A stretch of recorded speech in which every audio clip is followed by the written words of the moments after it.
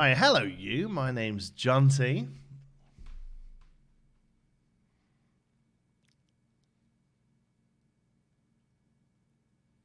Oh, and I'm Brandon, also known as B Squared. This is This Week in Ink. What a start. Okay, we'll forget the normal intro. So, Brandon's having some slight internet issues due to some poor weather. Yeah, as soon as you started, the entire feed just froze, and I was like, "Great, we're off to a good start." And just before, Yeah, we press it is start, currently.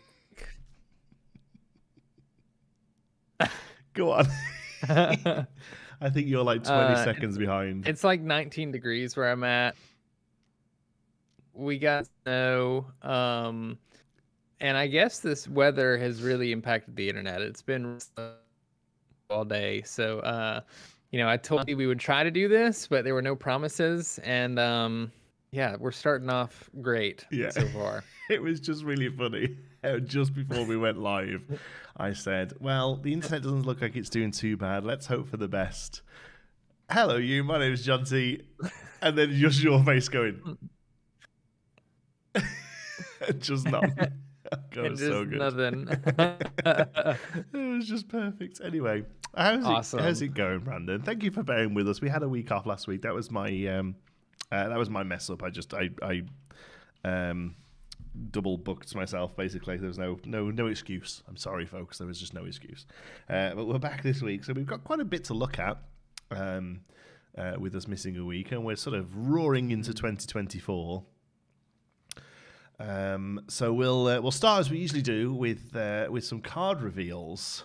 So this is everything that we didn't see since last episode, because last episode we did like a rundown of 2023, but there were a couple of new cards to look at. So it was Wendy Darling and Eeyore we looked at last week.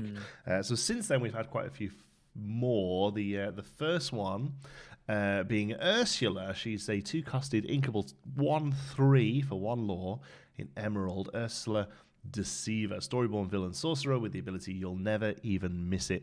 When you play this character, chosen opponent reveals their hand and discards a song card of your choice. This is an uncommon card. What do you think about this? I think this is a pretty strong start to 2024, to be honest. Yeah, I think it's a really awesome card to see. 2 weeks ago, there was lots about ban lists and, what cards need to go and be prepared in a whole new world where onto those lists. And Ursula is going to be a really great card to answer not just those, but, other songs like Grab Your Sword as well. Any other really good songs to get later, as I'm sure all of you in the chat know. Songs are great. Play cards for free is really good. So I hope this isn't like every other set where Emerald gets cards revealed and everybody's like, oh my gosh, this card is great. And then Emerald just still ends up being mediocre as an ink altogether. I mean, discard, I think people are starting to figure out discard, I think, and sort of starting to figure out what that package looks like. So I feel like Emerald is going to start finding its feet soon. This not only directly answers some of the biggest sort of problems in the meta right now, but it also fits into that discard package. They've very cleverly worded this so that it is not you discarding your opponent's card. They still discard it. So this is going to trigger Prince John. So this very much sits in the discard package that is starting to get a bit of bonus now. And as oh my god, Twilight just took the words out of my mouth. Hand knowledge in general is just good value, right? Like what was the Sapphire card from set 2 that lets you see the hand? Oh man. Ooh. It's got Gaston's eyeball on it. I can't think what it's called. You can tell it's made a big impression. It's not what you think. Is that it? Nothing to see. Nothing to hide. Nothing to hide. Nothing to hide? That doesn't sound right. Nothing to see. Nothing to Nothing see. to hide. Nothing to That hide. sounds right. Nothing to hide. Thank you. There you go. I have Chat's caught up no with idea. us.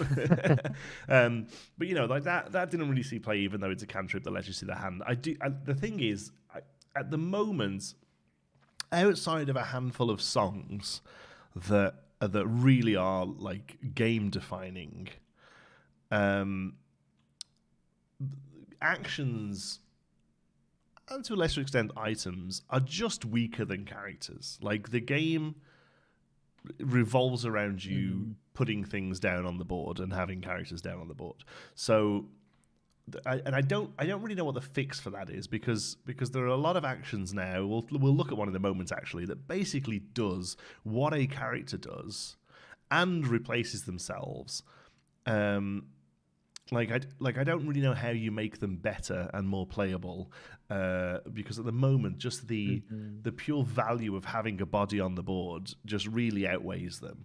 So I think Ursula Deceiver is very playable. I think it goes into a deck that's already trying its best to find a spot in the meta, and it's the fact that it's a direct answer to most people's biggest issue with the game.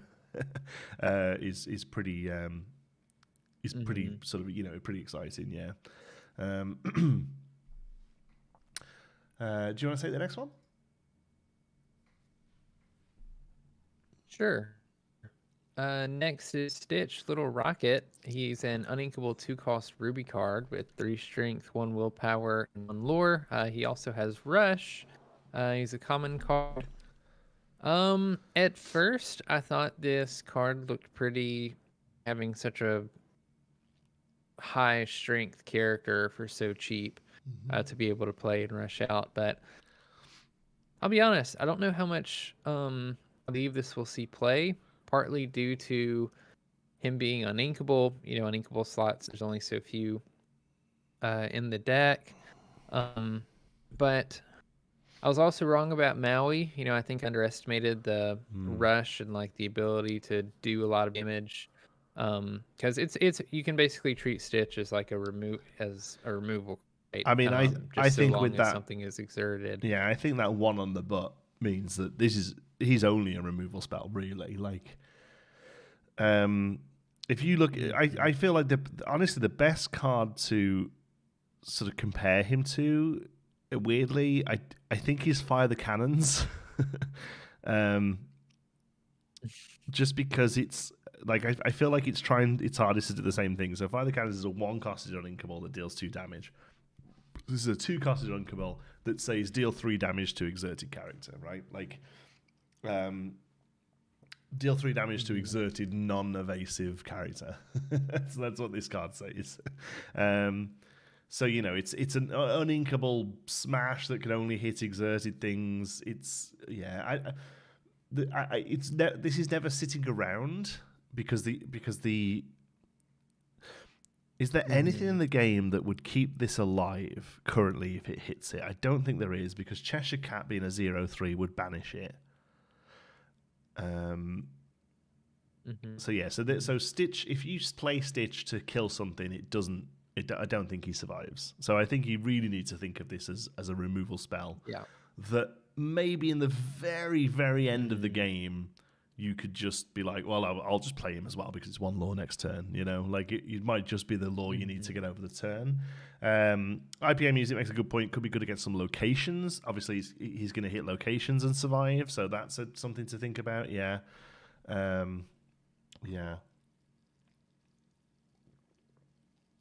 Yeah, that's one of the things I'm interested in seeing with the locations is how decks shift to deal with them. Because obviously, right now we don't have anything that banishes locations or, you know, gets rid of them out of characters. And we've only seen 2 locations so far, but both locations, even at a relatively cheap cost, have pretty high willpower, you know, require a lot to banish. And so because of that, at least right now, I'm expecting a lot of decks to maybe want to run higher strength characters. And so, you know, in that case, you do play Stitch because it's 3 damage that you can put onto a location, for 2 ink. So who knows? And then he sits around exerted and most likely takes out anything that's swinging into him as well, right? So it could be a 2-for-1 a lot of the time, or just over 2 turns he gets rid of a 6 willpower location. So locations are fascinating to me because I do think one of the sort of, it's so early to say because we've only seen 2 and I don't think we've really seen the full extent of what they're going to be able to do. But I feel like it's almost like a secondary.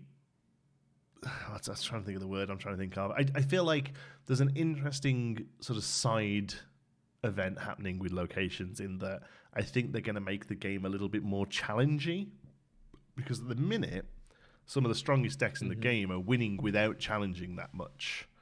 They're the bounce deck just kind of pops around stuff. To an extent, Steel Song can look at running Flute, and just in general, he's doing a lot of board clearing through the damage of steel as opposed to challenging. And I do wonder whether locations is that final sort of jigsaw piece to get the game back into more of a sort of push pull through challenging. I'm not sure. And then maybe Stitch finds a home within them, perhaps. Yeah. Yep. Next up, then, this is the one I was talking about before. 3-costed uninkable action song in amber. Heal what has been hurt. This is a line from the, I think it's just called the Healing Song in Rapunzel. It's a little 45-second long song she sings when she's healing Flynn's hand. It says, remove up to 3 damage from a chosen character, draw a card as a common card. So, part of me just wants to say this is draft chaff. Am I wrong?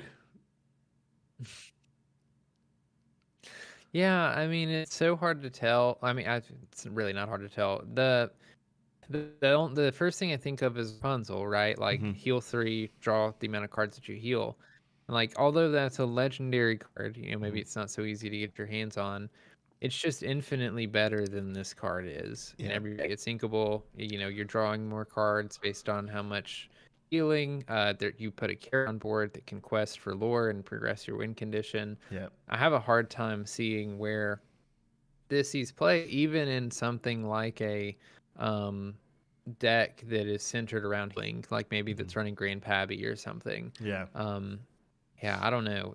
I basically feel like you're paying 3 ink to draw a card because most of the time stuff's just not damaged very much, or maybe you want to keep stuff damaged. I think that Grandpappy deck, I think if it's the art is really pretty on this card, but yeah, it's beautiful. But yeah, I think if that Grandpappy deck is a thing, you're putting the damage onto your own stuff. Like you're having to make the challenges. It's an offensive ability, not a defensive ability. People just don't leave stuff alive, even with pretty much the only card in the game that really benefits from that is Rapunzel. That one card in the game is still enough. If you're playing somebody who's got amber, you don't leave stuff with damage on it. You just don't, because because they always have the fucking Rapunzel every fucking time. I saw the most amazing clip from Lorcana Villain today. It was just a little clip of a game he was playing, and I don't know how he got there. Did you see it? I don't know how he got there, but he had Tiana's mom, a Eudora, out, who's a 1/9 with 6 damage on her. And he played a Rapunzel, healed her for 3, drew 3 cards. One of those 3 was a Rapunzel, which he could play, heal her for 3 more, and draw 3 more cards. It's just like, they've always got the Rapunzel. Yeah. So, yeah, maybe Steel Song. I don't know. I don't think this is anywhere near strong enough for Steel Song. And Steel Song at the moment is playing a couple of songs just to kind of get the song hit sometimes, I think. Even I don't like Part of Your World and Be Our Guest. They're okay. This doesn't beat either of those, I don't think, in value. So yeah, the only card that I can think of that it might replace, specifically in everybody was running Hakuna Matata. because that was basically ink. Most of them, at least this would draw you a card. Yeah, at least it would replace itself. Yeah, and still fit the heal box if you're trying to, if that's something you're trying to tick off in your deck. Yeah. Do you want to take the next one? Sure. We have an inkable 2-cost card, Distract, an action card. Chosen character gets this turn. Draw a card. Okay, so this is draft chaff, right? I know the same thing as the last one. Yeah. Yeah, like this is just. I don't ever see myself this card really. The playing around with unit strength and stuff is just hasn't been good enough most of the time. No. Not to mention I mean, I guess it's not the worst thing that it's not a song, but it's like, if it mattered that it was a song, it's not a song. Yeah.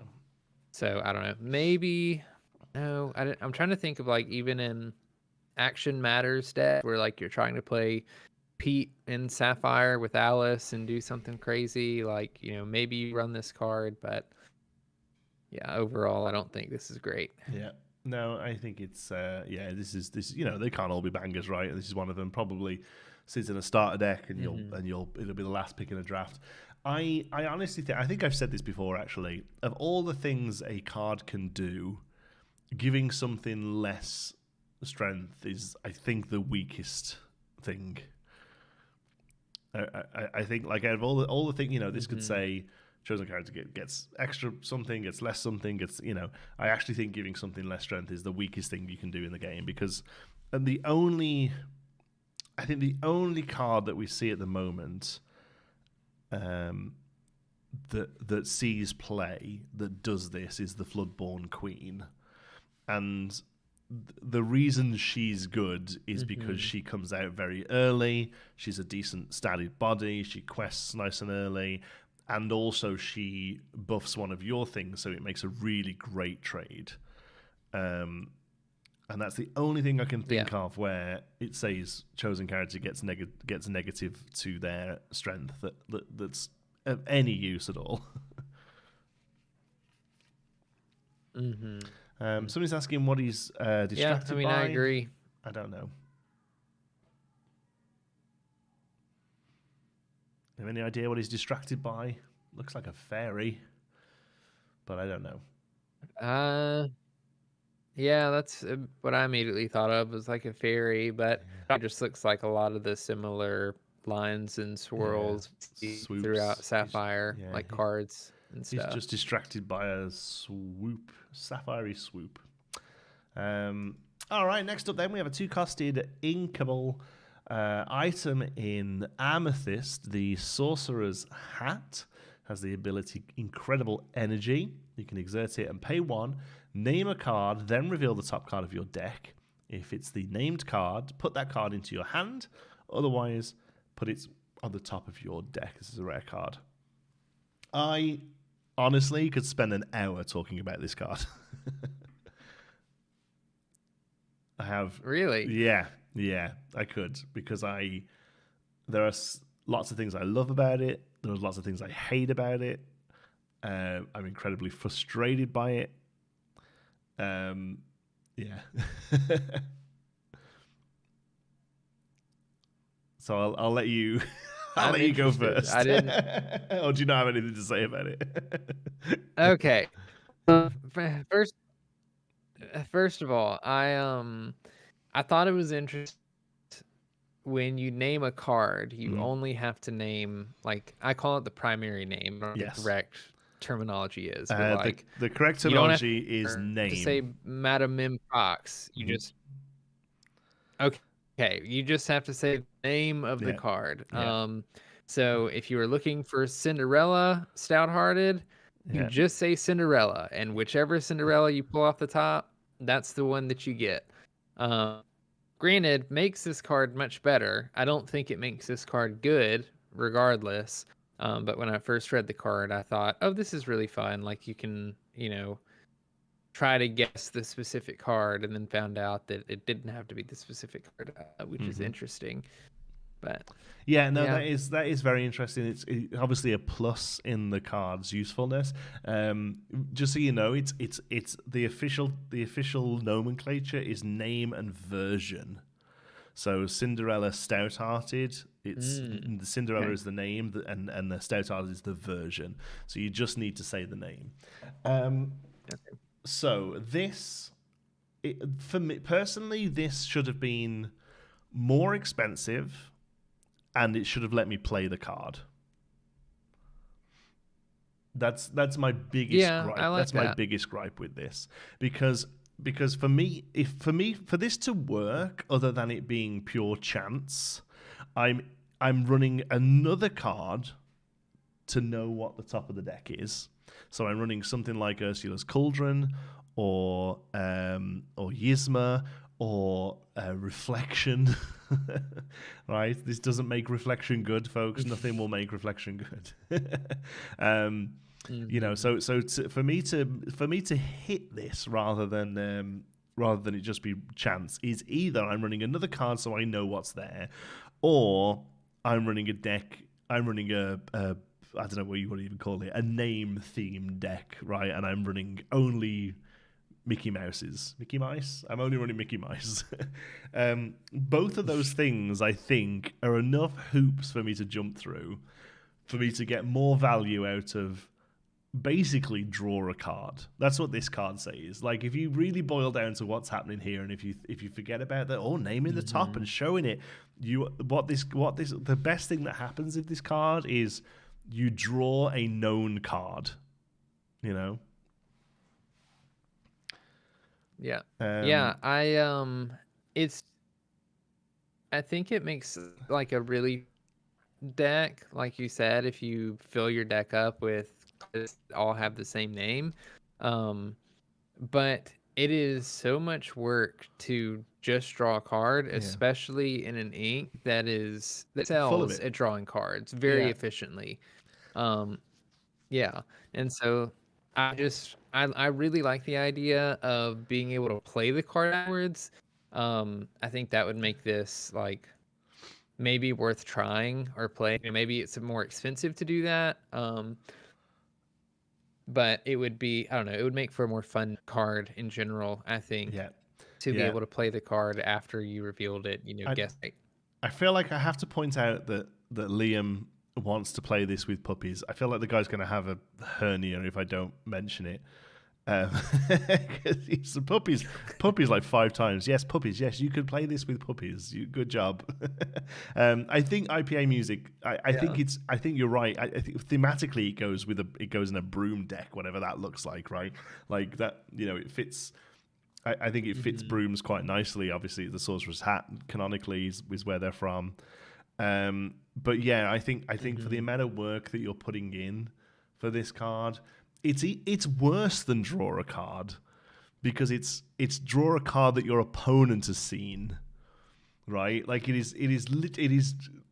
genuinely worse than draw a card, because it is provide information to your opponent and then draw a card. So yeah, for me personally, make this a 4 cost that lets me play the card for free, or make it so that the exert and pay 3 and pay the card for free, right? Because then it's around the Hmm. same cost as most of the stuff you're going to play off it. So I don't know. Yeah, I feel like hernia averted. There you go. So yeah, I'm a huge fan of the idea of a brooms deck. I still want to see what happens there, and I feel like Hmm. every set will get 1 or 2 cards. I'd love. Oh my god, give me a set 3 broom, man. I can't. I want it. I want a little broom. Um, I feel like it's going to be a Yeah. thing. In in the Illuminateers stream before this, I think it was Y Breezy had brought up the idea of eventually having a broom or a card that says like you can play any brooms no matter the ink Oh in this yeah, deck, and I really like that idea. We've seen puppies break yeah, deck building yeah. rules Which we'll now, get onto so in a I feel moment. like It's it wouldn't another be one I too could. crazy to see a card that just says, yeah. Yeah, only brooms, but yeah, any color. Oh man, I could see it happening, and I could see us getting a broom in every color, every set. Also, this is, I don't know if it's a hot take, but I've not heard anyone else say it yet. So I'm gonna get it on the record now. Minnie Mouse Sorcerer Dreamborn incoming. Because she's in the background of this art. Minnie Mouse Funky Spelunker is in the background of this art, finding the hat. So that's coming. Minnie Mouse Dreamborn or Floodborn, wearing the hat and letting you play any color of broom in your deck. But the only thing is, though, is would they've taken with all the Mickey or mini cards. She's a badass. I don't know. She's a badass. She's out there, and like Mickey's just hanging out, holding doors open for people, holding Flynn Rider's rope, just like chilling, and she's out there spelunking and diving, and read the flavor text. Oh Jesus, it's really small on my screen. Bear with me. Minnie approached it cautiously. Whoever had placed it here might have prepared traps. There you go. Yeah, and you can obviously see her in the background there. So yeah, mini sorcerer incoming. So here's the thing then. The puppies that we're going to look at in a moment, they break the deck building restriction because they specifically say you can have any color of, you can have any number, you can have up to 99 of this card in your deck. How would that work to say that you can have more than 2 colors? Because if you had another card, say let's just use the example of Minnie Mouse Sorcerer. If there is a Minnie Mouse Sorcerer and she says you can have any color of broom in your deck, does she have to be on, like, just having her in the deck, does that ability work? Do you know what I mean? That's how I feel like it would have to work, because it doesn't that like they have to be in play, because then of course your deck's illegal at that point, I guess. Well, so what I'm thinking is a card that just says if this card is in your deck, you can have any color of ink. Yeah, because what I'm thinking is that you have to sort of declare the 2 colors of your deck, and then you can only play an off-color broom if Minnie's out. Which is terrible. But it's when other cards. Yes, Twilight Dust. That's the point I'm trying to make. Thank you. I couldn't eloquently get my words out. It's a lot more complicated when you're relying on other cards to justify the rule break, and that's kind of what I'm saying. I don't think an ability would work unless the card says, "Well, this card is in your deck." Yeah, because then you does have the problem with things like Alice saying that other cards get support. Well, if Alice is in your deck, does that mean all the other cards get support? That's kind of the issue I think we'd have with it. So. The problem with dual color brooms in this game is, as the rules currently stand, they could only go in one deck. Like, dual color in this game wouldn't work like dual color in Magic, for instance. Yeah, I don't know. It's tricky. It's an interesting one. But I love the idea of it, and I hope we get more brooms. And this is a, I don't know. I would draft this just to be able to, like, heart of the cards it, just get it out and be like, what's in there? I would absolutely. I would absolutely do it just for, like, I mean, I wouldn't be recording it, but like for the views, do it and be able to tell this awesome story that I pulled the card off the top of the. Yeah.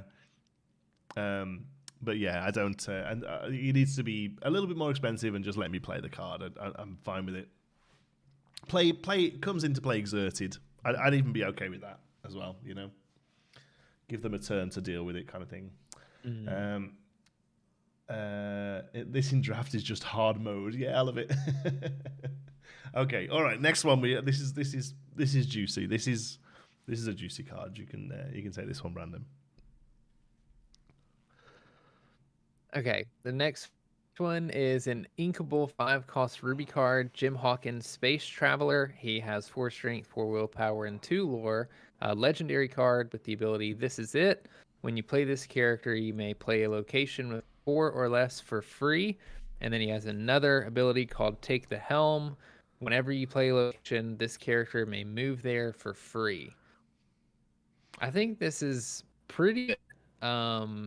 You know, as mentioned before, songs are really good because you can play them for free. And like this, in a way, is kind of like that, where it lets you play a location for free. We've only seen 2 locations.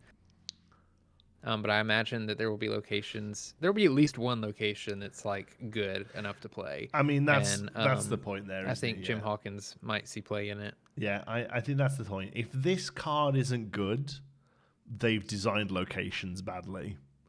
Like this card basically says you get, for 5, you get a good body, a free 4-costed card, and the ability to then interact with that card because he'll the way time's up, he'll be able to move to it straight away, right?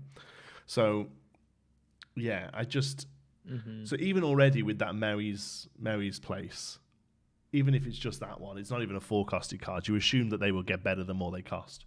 But he comes down, plays that for free, moves there. He just has resist 1 already. Even with nothing else in the game, right?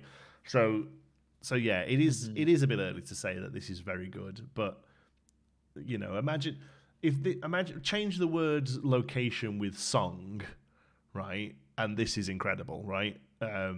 Whenever you play this character, you can play a song for free, a 4-costed song for free, right? That's not really great 4-cost songs, but I think if this card doesn't find somewhere into a deck and doesn't see play, it's because locations are crap. Yeah. Well, and even just like when you look at stats, it's interesting because we don't have any reason to think that the power of locations will scale with cost, but so far the 2 locations we've seen, I think the willpowers are 5 and 6, which is a lot of willpower. So one of them is getting you lore, one of them isn't, but being able to just play more stats out for free basically in a thing that could potentially be gaining you lore for 5 ink on an inkable card is just phenomenal. I think it's. I think this is. Again, it's too early to say. Someone in the chat there, who was it? IPM Music says, what if this is the Hidden Archer Bell of set 3? And you're right. We all saw Hidden Archer Bell and was like, oh my god, this is insane, and just it hasn't really found a place. Even in the discard deck, it hasn't really found a place. So, but the thing is, the thing with discard bell, I'm going to call her. The thing with discard bell is that she relies on your opponent having to do something to see any value out of her. This doesn't, this just... And it's another interplay effect. Like we've seen how strong interplay effects are in Massively. This game. You'll top this off a Mufasa and be happy about it, I feel. Like I don't know how many locations you're going to be running in a Mufasa deck, but it's a good hit on that. So yeah, two locations so far. The Forbidden Mountain and Mary's Place of Exile that we'll get to in a moment. All right, and next one, Jim Hawkins, great. I think he's a great card. Next one then, Pongo. One of the cards, we'll talk about more about this in the second half of the show, but one of the cards that I feel like I might have inadvertently tipped Ravensburger's hand a little with this reveal and a couple others later on. I didn't mean to, but that's something we could talk about in a little bit. But anyway, this is Pongo. He's a 3-costed inkable 3/2 in Amber. A Storyborn hero with the ability Twilight Bark. Once per turn, you may pay 2 to reveal the top card of your deck. If it's a character card, you can put it into your hand. Otherwise, put it on the bottom of your deck. This is a super rare and is one of the face cards of the set 3 starters. And I think he's fine.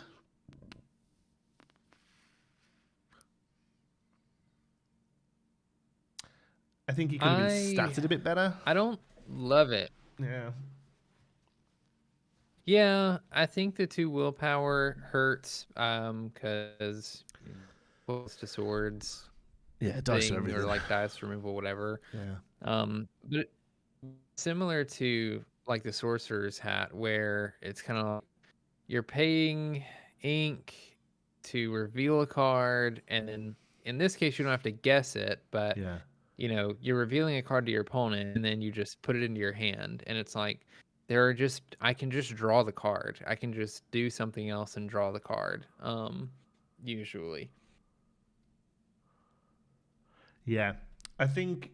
Yeah, I completely agree. Like, obviously, you know, kind of is doing a bit of an impression of Mufasa here, but yeah, the fact that you have to pay, I think I'd be completely happy with this card if it was just on the enter the battlefields trigger. Honestly, like if this, you know, 3-costed 3/2 for 1 lore that comes down and just lets you maybe replace itself. You know, like you've got to put it into character heavy decks, but you know, just kind of fills back up again.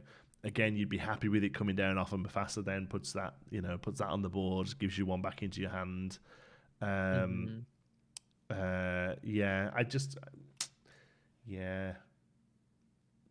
I don't know. Don't love it. I don't think it's awful. I think it's a good starter deck card. I think that's what it is. Because it does stuff. Yeah. But it isn't necessarily doing very good stuff. It kind of reminds me, now that you say that, of like Tiana from this past set. Like, she was a starter deck, super rare. Yeah. You know, people tried to play with her. She just was not great at the end of the day. This feels a lot. Yeah, I think.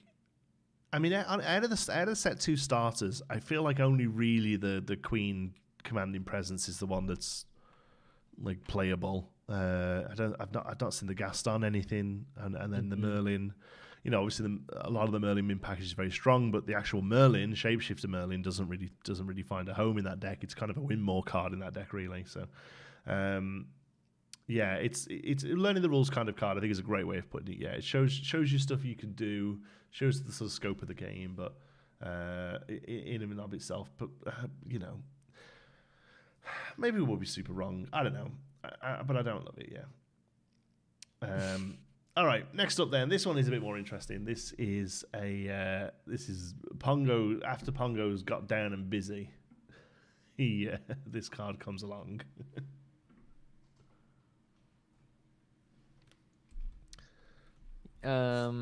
Yeah, we have a Amber cross card, Dalmatian Puppy, Tail Wagger, 2 strength. 3 willpower. The most exciting thing about this card, its ability, you may have up to 99 copies of Dalmatian Puppy Tail Wagger in your deck. And there's 5 versions of them. They are. And the video, the screen you're looking at now is just scrolling through the 5. So this is... Before we talk about the ability, I just want to point out, because a few people get a little bit confused about this. This is 1 card. This is number 4 of 204.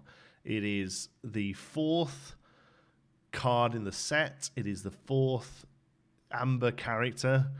There are going to be 3 cards in front of it that may start with the letters A, B, or C, and there are going to be cards after it that start with the letters D and E and so on. What you're looking at is 5 alternate versions of the art, and just the art. And the way they've categorized it is by calling these cards 4A, 4B, 4C, 4D, and 4E.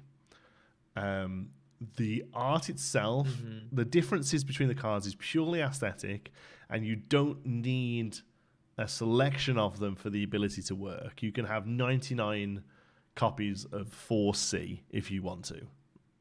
I just want to kind of put all that out there, because that's everything I've been seeing on groups and stuff. They've been like, well, hold on, do I need 20 of each, or what? You know, like, can I So no, it's just this is 1 card. It's think of it as one card with 4 really basic enchanteds. that's kind of how you have to think about this card. Really, it's just difference. This is the first time that we've seen name version printed out in a text box. Interesting to see the proper punctuation. That's a great question, actually. You can have 99 copies of Dalmatian Puppy Tailwagger in your deck. I don't know, it might be. I think it's the first time we see the name and the version. I know we have the Moana that specifies, like, if a Taka is in play, banish it or whatever. But that's the only thing that I can think of. Yeah. Yeah, this might be the first one that lists it fully out. Total tangent here, but one of the other sort of games I've been keeping an eye on is called Altered TCG. And we're running a demo of it in our store in a few weeks, so I've been reading up a little bit about it. It's really interesting. It has a very weird distribution model, which I'm not sure is going to be a good thing or a bad thing, but it's certainly one I'm keeping an eye on.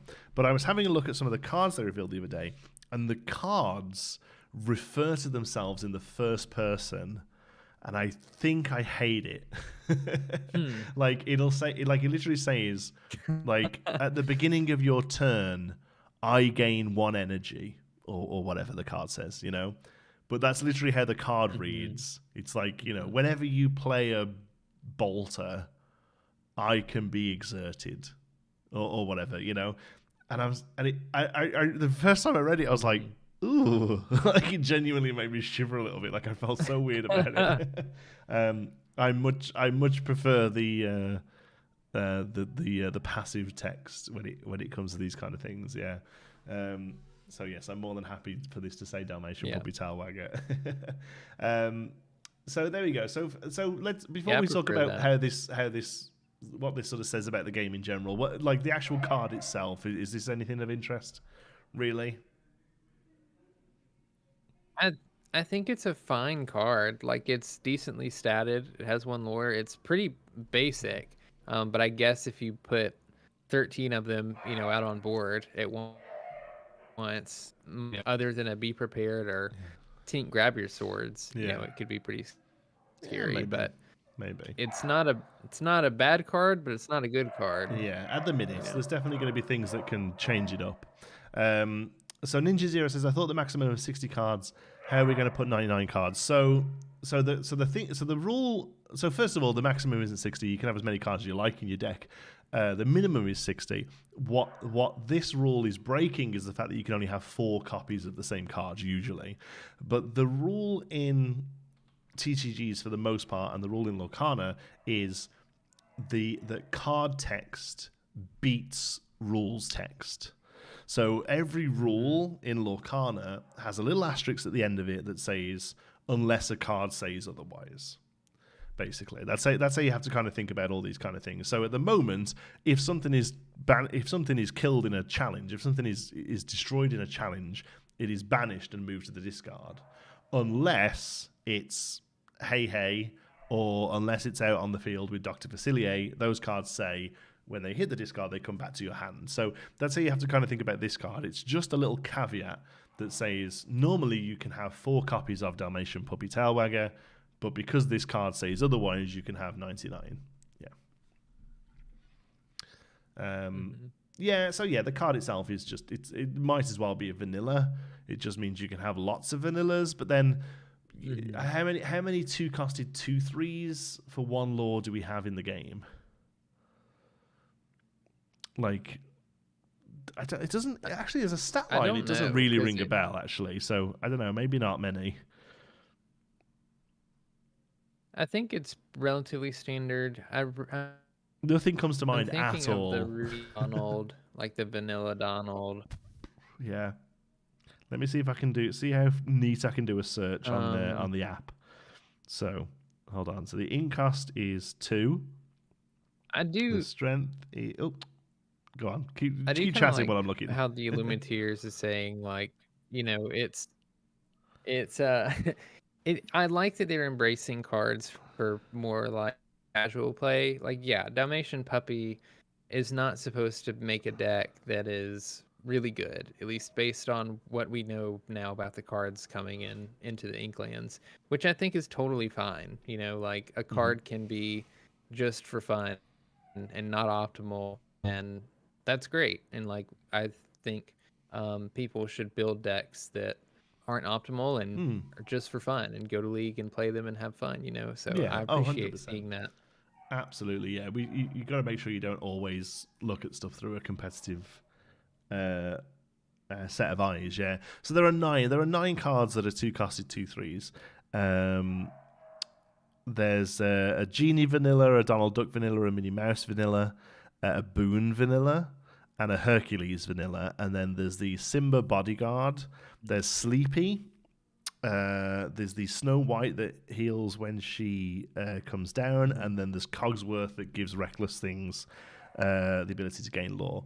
So you could technically run 6 of these in a deck at the most, because that's Amber and Ruby. So if you can run 6, you can already run 28 Dalmatian puppies in a deck, if that makes sense. That's all I wanted to try and get to. Is currently how many how many 2/3s can you throw into a deck? So the only thing that's going to make this good, or at least interesting, I think, is going to be stuff that either cares about puppies or cares about things with the same name, or or the things like like the Sorcerer's hat or whatever, where you're going to be naming stuff really.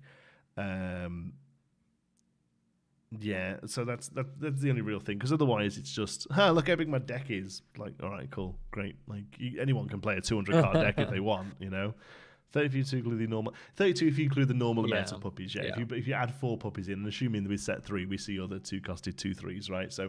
So yeah, the thing that's going to make this fun and memey and is going to be other things you can do with the fact that they're puppies. I'm actually working on a video that should come out Wednesday, I think, and it's basically how you can canonically build 101 Dalmatians deck, as in how many of the 101 Dalmatians are actually named in the movie, and how many of them are Dalmatian puppy. And in every single version of it, because not only am I a big fan of 101 Dalmatians, obviously I'm a big Disney fan. I'm actually a huge fan of the 101 Dalmatians, the original book by Dodie Smith, and they're very different. So I've done a video, and I'm doing a video about like how they're different and how you would do it, and how many and what cards we can expect to see in set 3 if they really lean into Dalmatians, and what named ones, because there is one been leaked that we haven't seen yet, named puppy. So anyway, it's one of them dumb videos that nobody's going to watch. All right. Okay, next up then, 5-costed Inkable 4/4 in Ruby, Moana Born Leader, Floodborn Hero, Princess Captain with Shift 3, and Welcome to My Boat. Whenever this character guests while at a location, quests while at a location, ready all other characters here. They can't quest for the rest of this turn. I'm so sorry, I don't know if you can hear it, but there's a really weird noise coming from outside my apartment. I'm just going to check it's not anything that I need to be worried about. Can you talk about Moana for a minute? Yeah. Moana. So, one thing that I think is to note so far is Moana's a 5-cost. She's a Shift 3. But the only 2 other Moanas that we have right now are also 5-cost. We have the Amber Moana that cares about princesses and also readies princesses. I think I'm assuming that's intentional, that the Moanas, ready other characters, which I think is. And we have the other Ruby Moana that if she sees to catches it. So I'm really hoping we end up seeing a 2-cost Moana or a 3-cost Moana that can shift on top of, because it seems like, as far as locations are concerned, a pretty good card. It's very Ruby for things to want to eat again. Obviously, we have a bunch of cards like LeFou, and I don't action card that LeFou basically has, but there's that. There's Shield of Virtue as well. So I think it's really cool that we see Moana with that specifically at locations. I also think it's really cool that she has the captain keyword or characteristic, I think is technically the name for it. We obviously have Starkey. I think that's his name that nobody plays because we just don't have very many captains right now.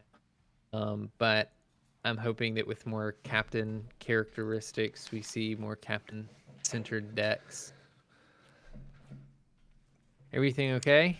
Yes, it was just like a dog yelping, but they're actually they're redecorating the hallways at the moment, and they've pulled all the carpet up, and like it's amazing how much that carpet dampens sound, and like you just hear everything at the minute while it's just sort of bouncing down the hallway. So yes, I'm back, and I absolutely categorically, completely agree with everything Brandon just said about Moana, Born Leader. Unless he was wrong. And then I don't. I'm always wrong. If there's anything that anyone should have done at one, it's to not trust my card reviews. What did, just very briefly, what do we think? I mean, I think she looks like a cool card. I was talking to chat that it's very Ruby. If she readies other characters, I like that it's focused on locations. Because with locations coming into the game, I hope they see play. I hope they're good. And so for a card that cares about location, that's fun. And it's interesting how, and I wonder how long this will carry on for. Like, she's a little similar to the set one Moana, the 5-costed amber one. She like re-readies princesses, but like, I wonder if that's going to be like, will that be a thing? Like in 15 sets time, will there be a Moana that says, whenever you curse your opponent, ready your, you know what I mean? Like whenever you do the new set thing, ready stuff, and that's Moana's thing that she readies stuff. I want one that says. I want to see one that says, when this Moana quests or is played or whatever, ready all other Moanas, and it's just an entire Moana deck readying themselves. And they just keep doing this. Yeah, but but you know what I mean. Like, so we've had there's a few others that have started to. You've started to see that. Rapunzel clearly is about healing, and pretty much every Rapunzel we've seen heals or cares about healing. And that one's pretty much on the nose. I'm trying to think, are there other characters we've seen so far where all of their cards kind of do a similar thing? Like a lot of the Aladdins lean into stealing lore again, like thematically makes a lot of sense. Not all of them, but some of them. I'm just trying to think if there's others, and you know what I mean. I wonder if they're trying to make like almost like their own little, like in the same way that like you look forward to a new Pokemon set and you look forward to a new Charizard, even though you've got a good idea of what Charizards are trying to do in Pokemon,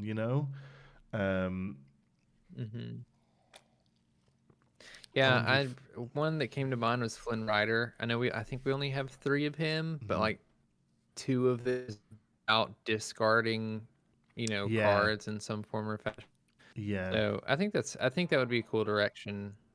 We just kind of keep seeing those like variations on a theme, and and like you say, it could get to a point. It could get to like a point where you can just run a deck of them, or at least heavily filled with them. A couple of the Elsa's freeze, Mims bounce, it'll be interesting to see how that, whether in 5 or 6 sets, are we still looking at the new Elsa to see how she shuts stuff down with the new mechanic and what have you. Every time this Elsa's moved to a location, exert an opponent's character. Like it'd be really interesting to see if that's going to be a because that's like a shortcut for design as well, right? That they can keep sort of keep figuring that sort of stuff out. Jafar has a theme of not being that good. I imagine it's pretty easy. It's one thing that makes their lives a little bit easier when they know that there's going to be an Elsa in this set. Like, they don't have to do the whole thing where they figure out which card gets paired with, this game mechanic that they've come up with. They can, it's an easy, we know these things are going to go together, less choices they have to. Yeah. make. Yeah, it's yeah, I completely agree. It'd be interesting to see how that moves forward. Next up, then we have Scrooge McDuck. Do you want to tell us all about Scrooge McDuck? Yeah. Yeah, so Scrooge McDuck is a Sapphire uninkable 5-cost card. Scrooge McDuck, richest duck in the world. I like that subname. He has 3 strength, 5 willpower, and 1 lore. With the ability, I'm going home. During your turn, this character gains evasive, and I didn't get rich by being stupid. During your turn, whenever this character banishes another character in a challenge, he may play an item for free. And one thing I want to note is this was one of the cards that we saw early because Jonti actually found some photos of the starter deck cards and Detective released them. Jonti. But during the main stage that the Lorcana team held in the official Discord, there seemed to be like hinting at more expensive items because they were like, how expensive do you think items can get? And I looked, and so far the most expensive items are 4-cost items, and I don't think any of them see much play at all. But with a good enough ability, I don't think it would matter how expensive an item would be. If you can find a way to make Scrooge McDuck an item was worth it. I could definitely see a deck being played around that. So I mean, again, I don't think we're really seeing currently. We're seeing the value from cards that have a unbanish an opponent ability, or even on a challenge. Like I remember when I first saw like Shere Khan and the Floodborn Queen of Hearts, I was like, oh my god, this is just value town. And I tried to make Shere Khan work so much, and it just doesn't right now. So I do wonder if we're going to see a shift back towards that more sort of challenge heavy meta. But yeah, if you can get it off, it's just value. It's just like that, the Jim Hawkins, right? Like it's doing stuff that it's just giving you value for stuff that you want to be doing anyway, right? I think the most expensive item we'll see is in Sapphire, and I think it's coming in set 3, and I think it's Poseidon's Trident. Okay, I'm going to put it out there now. I've heard people suggest that because they mentioned it in the lore since like day one. Like even some of the really early press releases, they talked about Poseidon's Trident. And like Sapphire just seems to fit because it's it's item and it's blue. But exactly. I think we might see Sapphire's Trident, 7-costed item that banish it to bounce everything back to your hand or something like that. Like everything on the board. I don't know. That would be crazy. Yeah, yeah. Something like it's a Cyclonic Rift. There's a card in Magic called Cyclonic Rift that is you could pay a couple, like it's 1 and a blue, I think, and it's bounce something back to its opponent's hand. And then it has there was an ability called Overload, I think it was, and it's an extra cost. And it was like an extra 5 mana or something.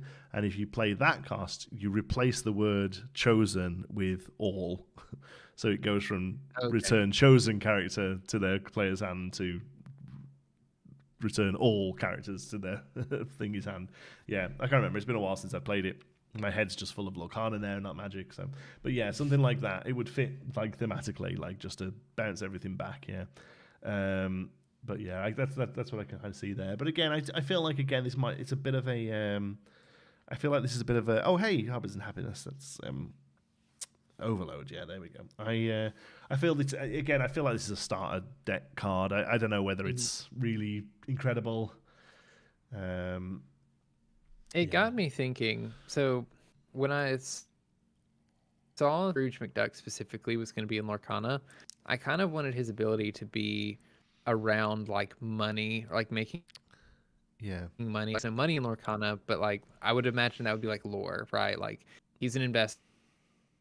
He has billions of dollars or whatever. And so once I saw the item focused, it made me question if we would ever see an item that I guess we already do. It could like gain you lore, but maybe there's like expensive items that will gain you more lore, you know, Yeah. but they're just more costly. So he Yeah. would he could money easier, you know. I would. I could see, and I feel like it's coming. I feel like eventually we will have an equivalent to like Magic's tokens or Sorcery's. Oh god, what are Sorcerer's little ones called? I've been playing it this week. I forget. Basically, like cards that you generate during the game. They're not actually in your deck. You generate them. And I can see something like that, like in Magic, you can generate a treasure, and it's a one-time use mana. Basically, you crack it, and it gives you sort of exert it, and it goes away, and you get one extra mana. I could totally see like like an ink blot or something, and it's just a one-turn ink. And I thought maybe like he could make something like that, because I feel like if you had to say what are currency in the game, I feel like ink is maybe closer. I don't know. Yeah. Hobbies Habitus is thinking the exact same. My mind goes to treasure tokens in Magic.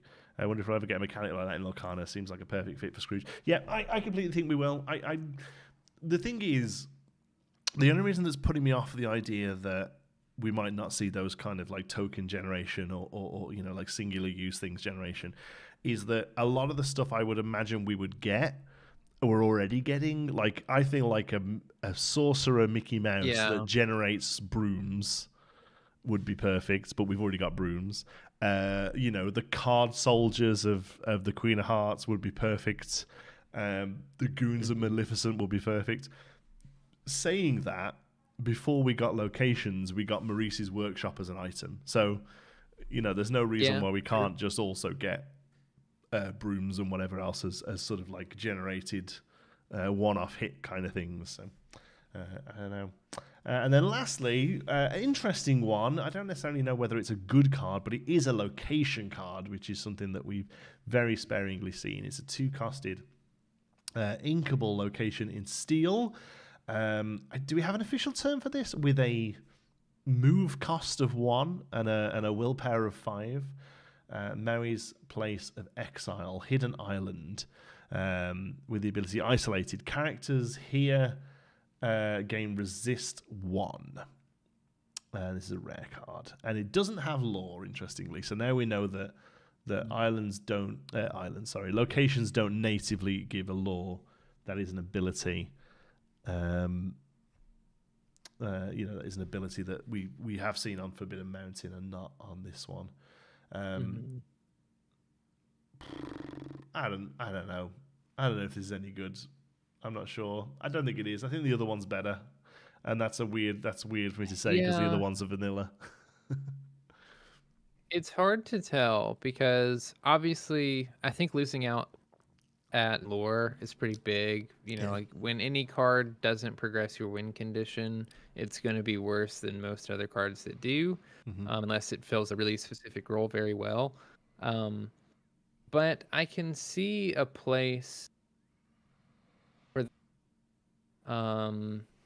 similar to how we see like rush characters, where rather than playing this card and then playing more cards and moving them to this location, if things move to be challenger oriented, which I'm not sure they will. I don't know how difficult it's going to be to banish locations, outside of challenging. Yeah. But if there's more challenging happening, I could see a world where you're on turn like 6 or 5, this location down, and then move all your characters on board to that location as a sort of surprise, like I'm going to get a lot of great value trades that you thought my characters were going to be banished trading with yours.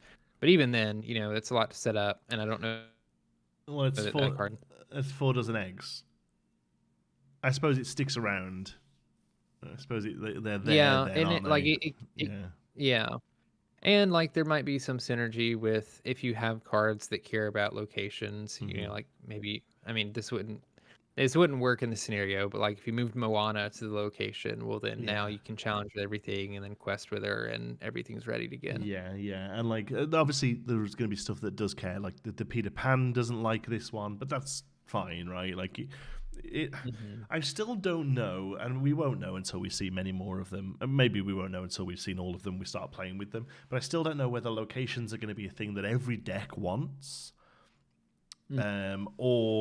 or if they're the sort of thing that, like, are they just going to become an integral part of the game? And it's like, okay, I've got my characters, I've got my locations, I've got a few songs, or if it's going to be like, oh, I'm playing the location deck, and even just saying the location deck would have the two colors I'm playing. Do you know what I mean? Yeah. Like that. I wonder where it's going to fall. Is it going to be like items and arguably. Well, songs, really. There's only one deck that's playing songs. There's only one color combo that's playing songs. There's only one color combo that's playing items, really. Like, as in an item deck. There's only one color combo that's playing actions.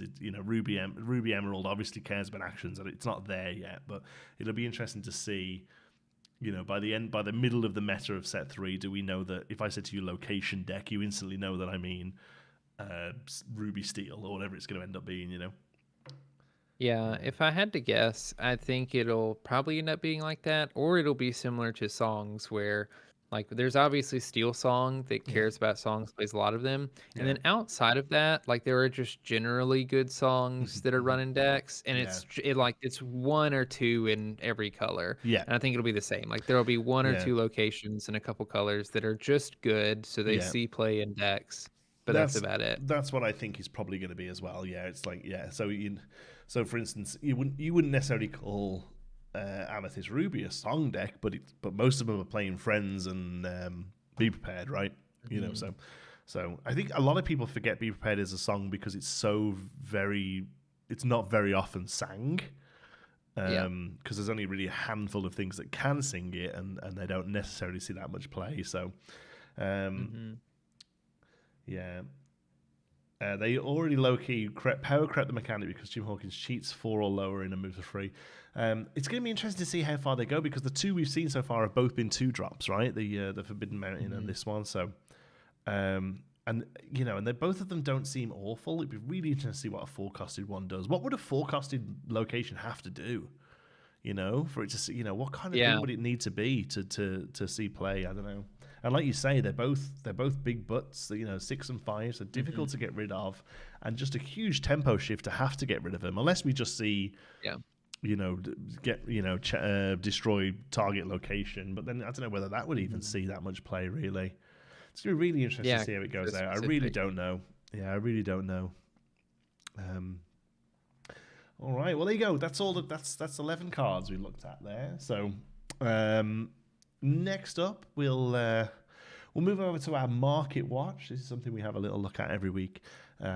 Nothing really of mega note this week, so we're just going to sort of take a general sort of look at the market as it stands.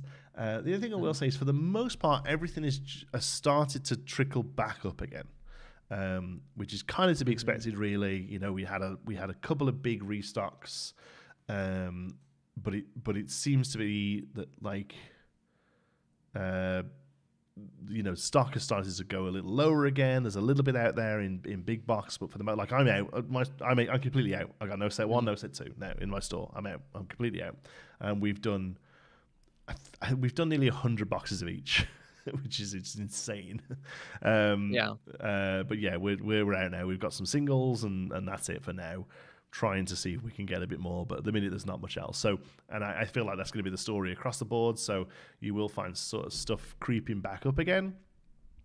Obviously, you're seeing some of the new, like this. People are really pushing for a meta shift. I don't think it's actually happening, which we'll talk about a little bit later when we look at some of the tournament results. But people are really trying to make be a meta shift, and because of that, you're seeing a couple of things creep up a little bit. The Mufasa being the big one, really. He's sort of coming in as the champion, as the leader of the meta shift. But I don't know. Is anything here really jumping out at you? Yeah. Is anything here really sort of jumping out at you as being crazy to watch for? Or Nothing like to watch for. One of the things that I thought was interesting when just giving an overview of prices is uh, I don't think things are crazy. There aren't too many cards that are above $10, and there's a couple that are like hovering at the 10 most expensive, just normal like playable cards. 8 of them are from the first chapter, and only 2 are from Rise of the Floodborn. Yeah. So like I think we've had discussions before on like a new player coming in and telling them what to buy, and like if they're to open anything, just like based on the numbers, to open the first chapter. And even just looking at both card pools, I think the first chapter has a lot of really awesome cards. So other than that, really though, there's not much that I feel like is happening. No, the only thing that really interests me is that if you look at the sort of top 15, let's say, like I say princesses, because Alice isn't really a princess, but like it seems to be that the female lead characters hold a bit of value over their playability. Does that make sense? Yeah. It really does seem that way. Like obviously, we've got Rapunzel, we've got Elsa in the top there. Like they're very playable cards. But Belle, Strange but Special, Belle Hidden Archer, Alice Growing Girl, Snow White, Well-Wisher.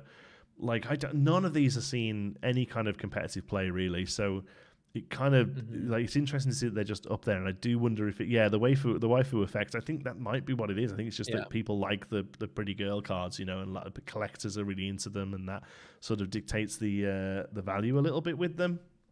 But they all have, really high listings. There's a couple of hundred of them listed, so it's not necessarily a scarcity thing. I just think people just kind of dig the princesses, right? Yeah, I mean, in pretty much any area of Disney, princesses are the things that they promote, and like in a lot of their films, those are the protagonists, the main characters. And so is that. I also do agree with Googly Glimmers. I do think it's like a waifu effect thing. You see it in other card games outside of Lorcana where the female cards just tend to be more expensive because people want to collect them more. So yeah, but it's an interesting thing to note for sure. Like more than just favorite characters, princesses rise to the top. Yeah, I think so. And then villains villains seem to hold a good spot as well. But at that point, you're kind of just covering everyone anyway. Then really, So yeah, but yeah, like I do think the villains that are up there because they're strong, right? Like Maleficent, Hades, Ursula. right. They're good cards. So yeah. Pixelborn, I've been seeing more and more Sapphire Belle as folks figure out better ramp decks. Yeah, I don't see her at all really, but that's cool. Yeah. Yeah.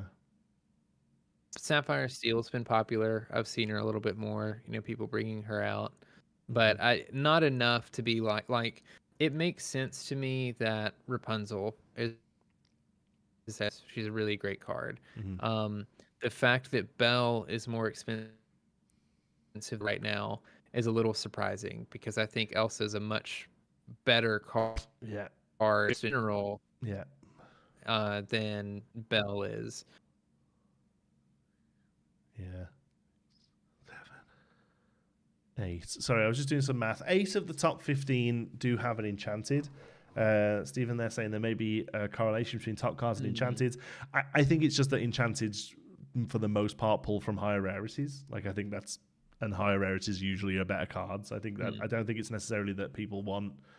I don't think necessarily that the non-enchanted version of enchanted cards are valued higher. I think it's just that they're good cards. Yeah.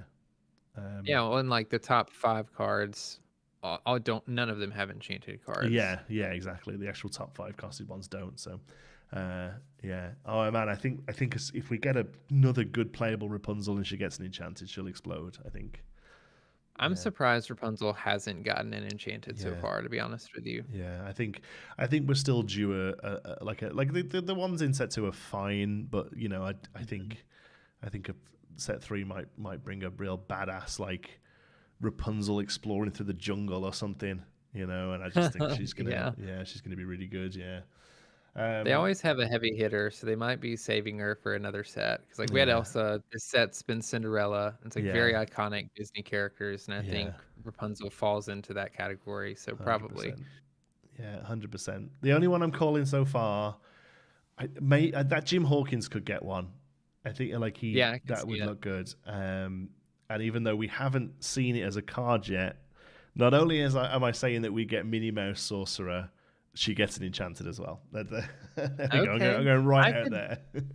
I could dig a Minnie Mouse enchanted card. Yeah. I think it's due. Yeah. All right. So we have a You Made Me Ink today. So You Made Me Ink, for those of you who don't know, it's our card of the week, but it isn't the card of the week necessarily because we've been having fun with it. It's because it's the one that's been sort of stomping all over us. This week might not be any surprise to people having Hero we've talked today, but this week's card of the week, the You Made Me Ink of the week, is Mufasa, Betrayed Leader. He's a 5-casted inkable 3/3 for 2 lore in Amber, Storyborn, Mentor, King. The sun will set when this character is banished. You may reveal the top card of your deck. If it's a character card, you may play that character for free, and they enter play exerted. Otherwise, put it back on the top of your deck. So this was Brandon's choice for You Made Me Ink. So go ahead, because in the true spirit of this segment, this should be a card that has kind of walked all over us. I've been playing this all week, so I probably shouldn't sort of take the lead on this one. Well, I've definitely been walked on by Mufasa before. I can't say that he's like done me as bad as some other cards have, but he's gotten so much talk over the past 2 weeks, I would say, that I felt like it was worth talking about, especially this week. There was the Ruby Amber deck that is still deck. A lot of people are running it. It is basically just play cards, don't interact with your opponent at all, play Mufasa on turn 4 or 5, quest as fast as you can, and hope that they can't slow you down. And sometimes it works, and they banish Mufasa because they have to, and you pull off a Maleficent Dragon from the top, and absolutely ruin their day. And sometimes you pull off a Stitch New Dog. Absolutely nothing. It's fun though.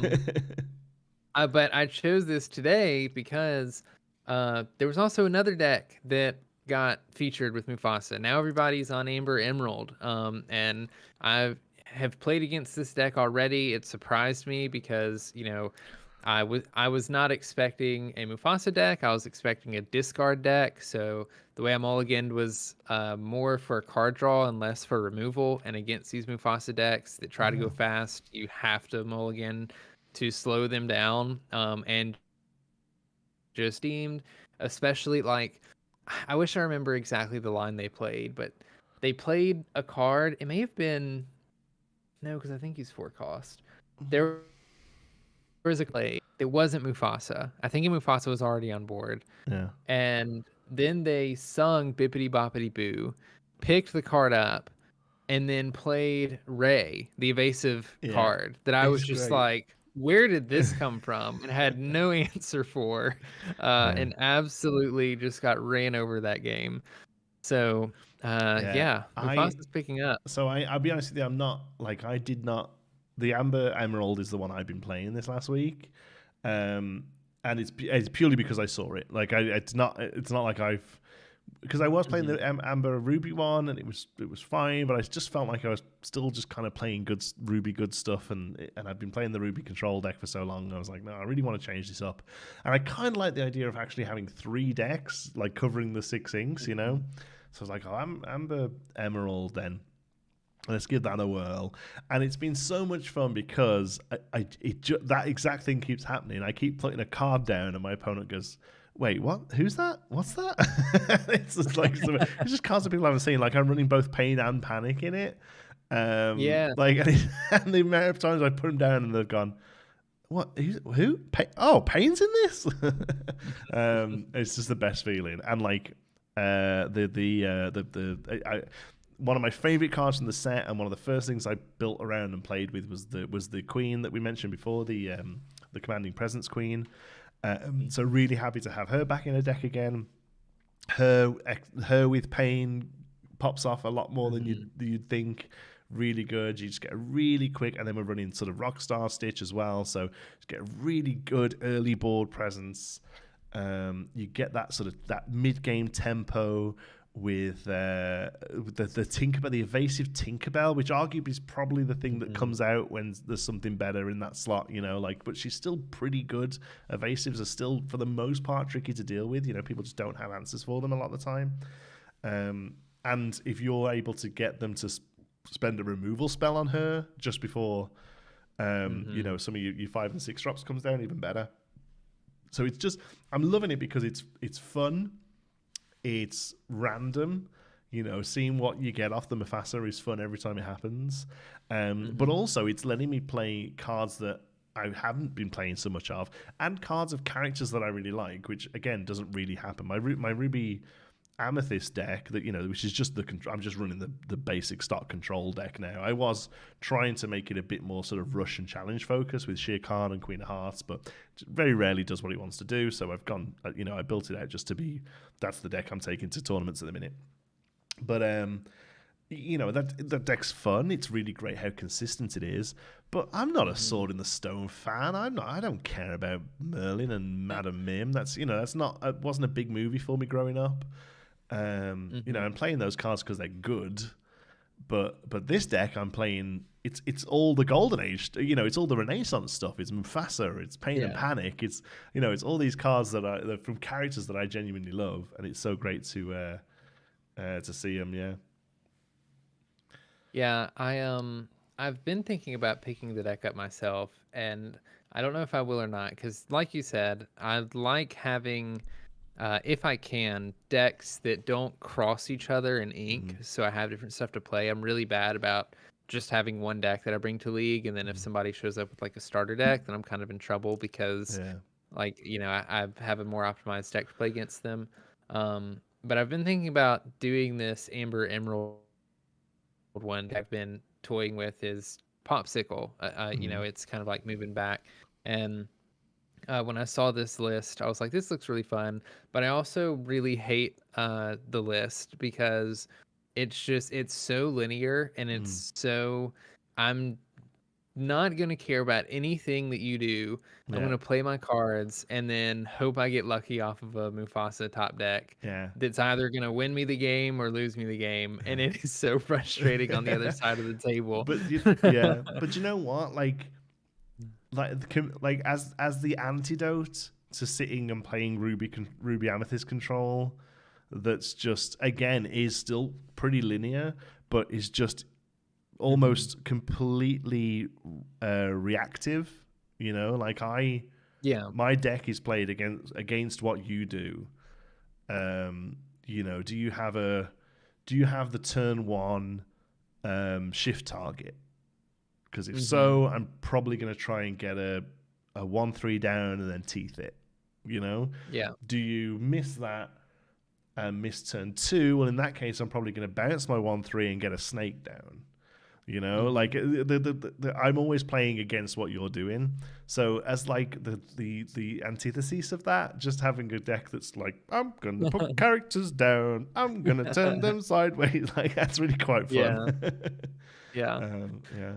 And it's not quite as linear as the sort of the other option for that kind of deck would be just like a super aggro-y deck, right? Just playing Lilos and Maleficents and Pinocchios and all that sort of stuff. So I'm just having a lot of fun with it, and even playing against it, I quite enjoy it as well. I play it the first time I saw it in real life. A friend of mine had built the Ruby Amber version of it, and he got the Mufasa down and he'd quested and he was doing a few other things. And I was just sort of sat there looking. I think I might have mentioned this before. I was just sat there looking. He was like, are you all right? Do you need me to go? I was like, honestly, I'm thinking about going into the Mufasa just to see what happens. It was just a casual game. So I was like, I don't think I'm winning this. I'm trying to decide whether or not I just kill Mufasa and see if I get the new dog, basically. Yeah. That's just, I don't know, that's fun. That's fun. When after a month of like just the consistency of Ruby Amethyst, there's something very fun about spinning the. Although I did get a complaint about because I sat across somebody and they asked me what deck I was playing, and I said, "Oh, I call it Dead Dad Roulette," and they weren't a huge fan of that. It's accurate though. It's a good name. Yeah. So I don't know. I've been having a lot of fun with it, but I think it's a valid you made me in because it's definitely been the talk of the circuit for a little while. All right, a few other bits that we wanted to mention this week. No crazy mega news. I'll be honest with you, we're kind of holding out on this second half of the show because any minute now we're going to be talking about official organized play news. We hopefully because they did say January. We're now halfway into January. So we aren't necessarily like hardcore filling these set of sessions just because at any moment we might have to rewrite it basically and get ready to talk about OP. But there are a few things we wanted to talk about. First of all was the changes to the Illumineer's Trove. This is one of the products that you can buy. That it's one of the only consistent products across the set so far. It is a storage box. It contains 8 booster packs and some other goodies. But the other goodies are changing this time. So in set 1 and 2, we got 2 cardboard deck boxes that I'll be honest with you, I've thrown all of them away. I don't think I even kept one nice. I pretty much binned a lot of them. What else did you get? Some little pop out tokens like you get in the starter decks. Again, they're trash. And a book. Yes, the booklet. Now, I think when I very first saw these changes, I don't think I realized that the booklet had gone, which is probably the only real negative of the change, honestly, because I quite like the book. Like, I haven't really done anything with them, but it's a nice, thick book. It's got, there's some things you can flick through. But yeah, so the book is going along with the cardboard deck boxes, and instead we're getting 6 card dividers and 6 dice and a lore counter. So we're pretty sure that the lore counter is the same as the cardboard lore counters that are featured in the OP kits for set 1 and 2. Which, just as a caveat, I'm hoping that means that the set 3 OP kit has maybe been juiced up a little bit, because I'm not a huge fan of the OP kits. I don't think there's enough value in them for the amount of work that you're asking players to put in. So I'm hoping to see those get a bit of a juice up. But yes, it looks like we're going to get a cardboard lore counter, 6 dice, and 6 card dividers. I have a picture of it. Where can we have a look? There we go. So on the screen now, you can see a bit of a better look at it. Jonti, did you find that Trove info on a distributor website? That one that you were just looking at there is just the official website. This image has come from, I can't remember, a source, I forget, a website. It was just out there. So I found this is one of the things I found the other day when I was having a little dig around. But it was on a store's website, which means they've got it from distribution, which means it's readily available. But yeah, so what do we think about this? These dividers, these dice. I think it's a really great change, personally. Yeah, I even before the change, I thought the Trove was one of the. I mean, I'll just go out and say I think it was the best product that Lorcana was releasing. I think like it was a perfect number of packs, good price point. That people didn't have to go out to spend booster box kind of money if they wanted to open a couple packs. You got a couple cool things like the booklet with it. But I love these changes. Yeah. I was a big fan of the Pokemon Elite Trainer boxes, which are basically the same thing. And they come with like card sleeves and dividers and dice, similar to this. And I love getting the dice. They're usually different with each set. They might be a little different colored or themed, and those are really cool to collect. I was very excited about the card dividers because I was struggling with like keeping my stuff separated very well, and I know a lot of people have done custom stuff. Funny enough, I bought one of these like BCW just like egg box, cardboard boxes yeah.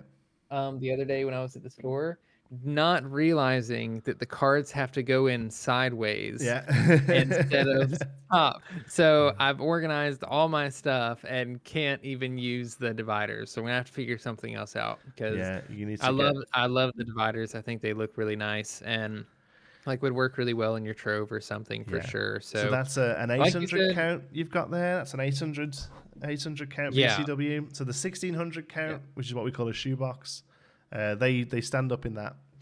But yeah, the 800s they go flat.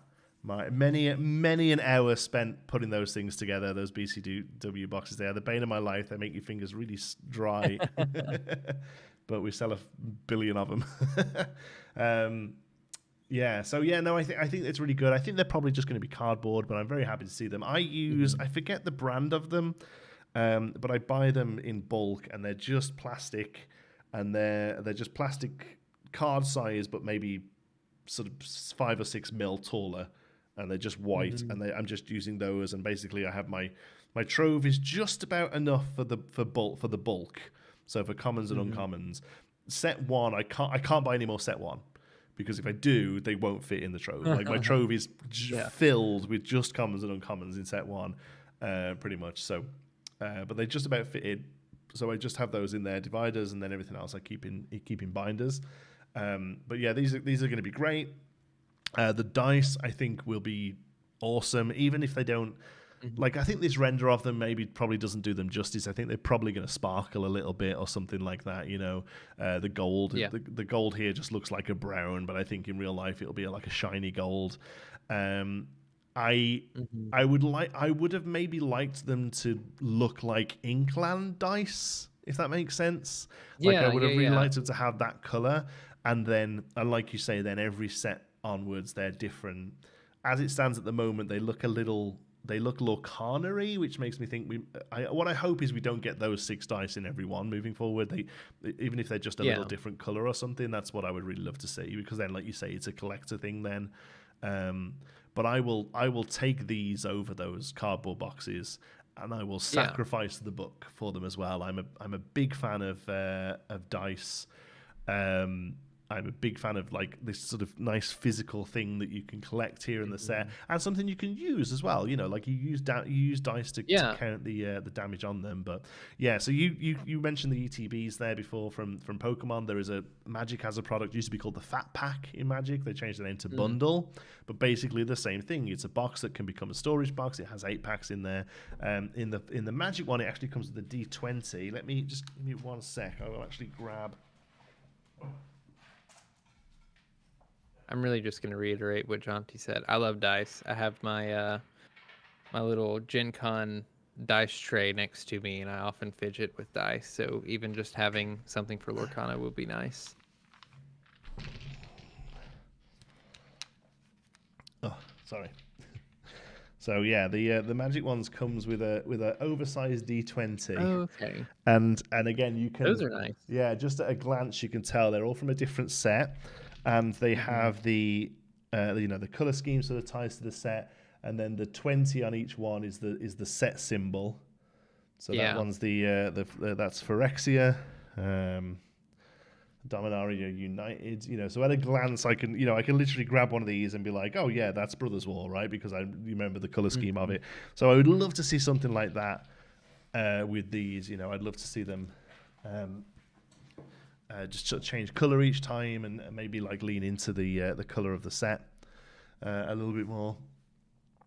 And the best thing I think about this is, even though yes, we have lost the book, but we're gaining 6 plastic die, 6 resin die probably, a few other bits. The price of these has gone up $1, I think, or so. Like there has been an increase in price at the distribution level, at least for us. But like it isn't much. Like it's literally like a $1 or $2. So I think that's really good that they've been able to work that in. I wonder. I'd be really interested to know what the lead time of these are. Like why the change on set 3? Like why? Yeah. Did they not have these dice ready to go for the first couple? has it been a feedback thing? Is it a short enough turnaround that the feedback from set 1 and 2 has been noted and they've been able to change it for set 3? I don't know. That seems short for me personally. That's what I'm wondering, because I remember back when product was a bigger issue, an argument that I saw all over the place from people who knew a lot more than I did was talking about how much time it takes to get just cards printed and like get other stuff made for new stuff, not to expect the product issue to be fixed until set 3. And like they've been able to do much more than I thought they were going to initially be able to in regards to printing and getting more product out there, just based on the timeline that I was imagining based on what everyone else was saying. And so like I'm thinking the same thing of maybe it doesn't take as long as I thought it did for them to put this stuff together and have all of it made, because it's like it doesn't make sense that in set 3 like it was planned that they were going to change the troves up and start adding dice. I think it was a feedback thing, which is great. If it is, they're listening. It's a superb change. I very, very welcome. The only thing that would just tip this over for me is a promo card in there. That would be fun. Like so in the Magic ones, there's a chance of you get a foil in there, and it's from a pool of 20 or 30, and it's sort of stamped. It's got like a little extra stamp on it. Just something like that. Just actually, I don't know if I would want that, because I'm a real fucking collector of Lorcana, and if there was like 20 to get, I'd want to try and get them all, and that wouldn't be possible. So maybe I don't like the idea actually. That sounds like a lot. Pokemon usually, at least when I was buying Pokemon, they would do something like that with ETBs. I think sometimes, maybe it was every time, and I just don't remember. But it was just one promo card. Like there wasn't a pool of them. It was the same one in every box, which like I think would be cool. Yeah, actually thinking about it, I think with the Magic Bundle it is the same one actually, and it's the pre-release that's got a few different ones you can get in. So the problem with it being the same one is it means it has no value. There's no value to it. It's a guaranteed hit. Yeah. So it's just to have it for the sake of saying that you've got it, kind of thing. But overall I think that's a huge change, and that's well deserved. So we've already taken a look at the cards themselves, but some of the cards we looked at today were revealed in quite an interesting way over on the official Discord, and one half of us was there in the flesh. So I'm going to let Brandon tell you all about this. So I was very surprised and excited to be asked to join a main stage when the day that they did this. I guess that was Friday. And they didn't give us any details beforehand. It was just like hey, are you available at this time? Sure, you're asking me if I'm available. I'm going to be available. So they were like, great, we'll have you on the main stage. Just be there. And it was pretty cool. It was myself, Jared from Citizens of Lorcana, Katie and Becky from Live Laugh Lorcana, Steve and Rochelle, and not me. I wasn't asked. Not Jonti.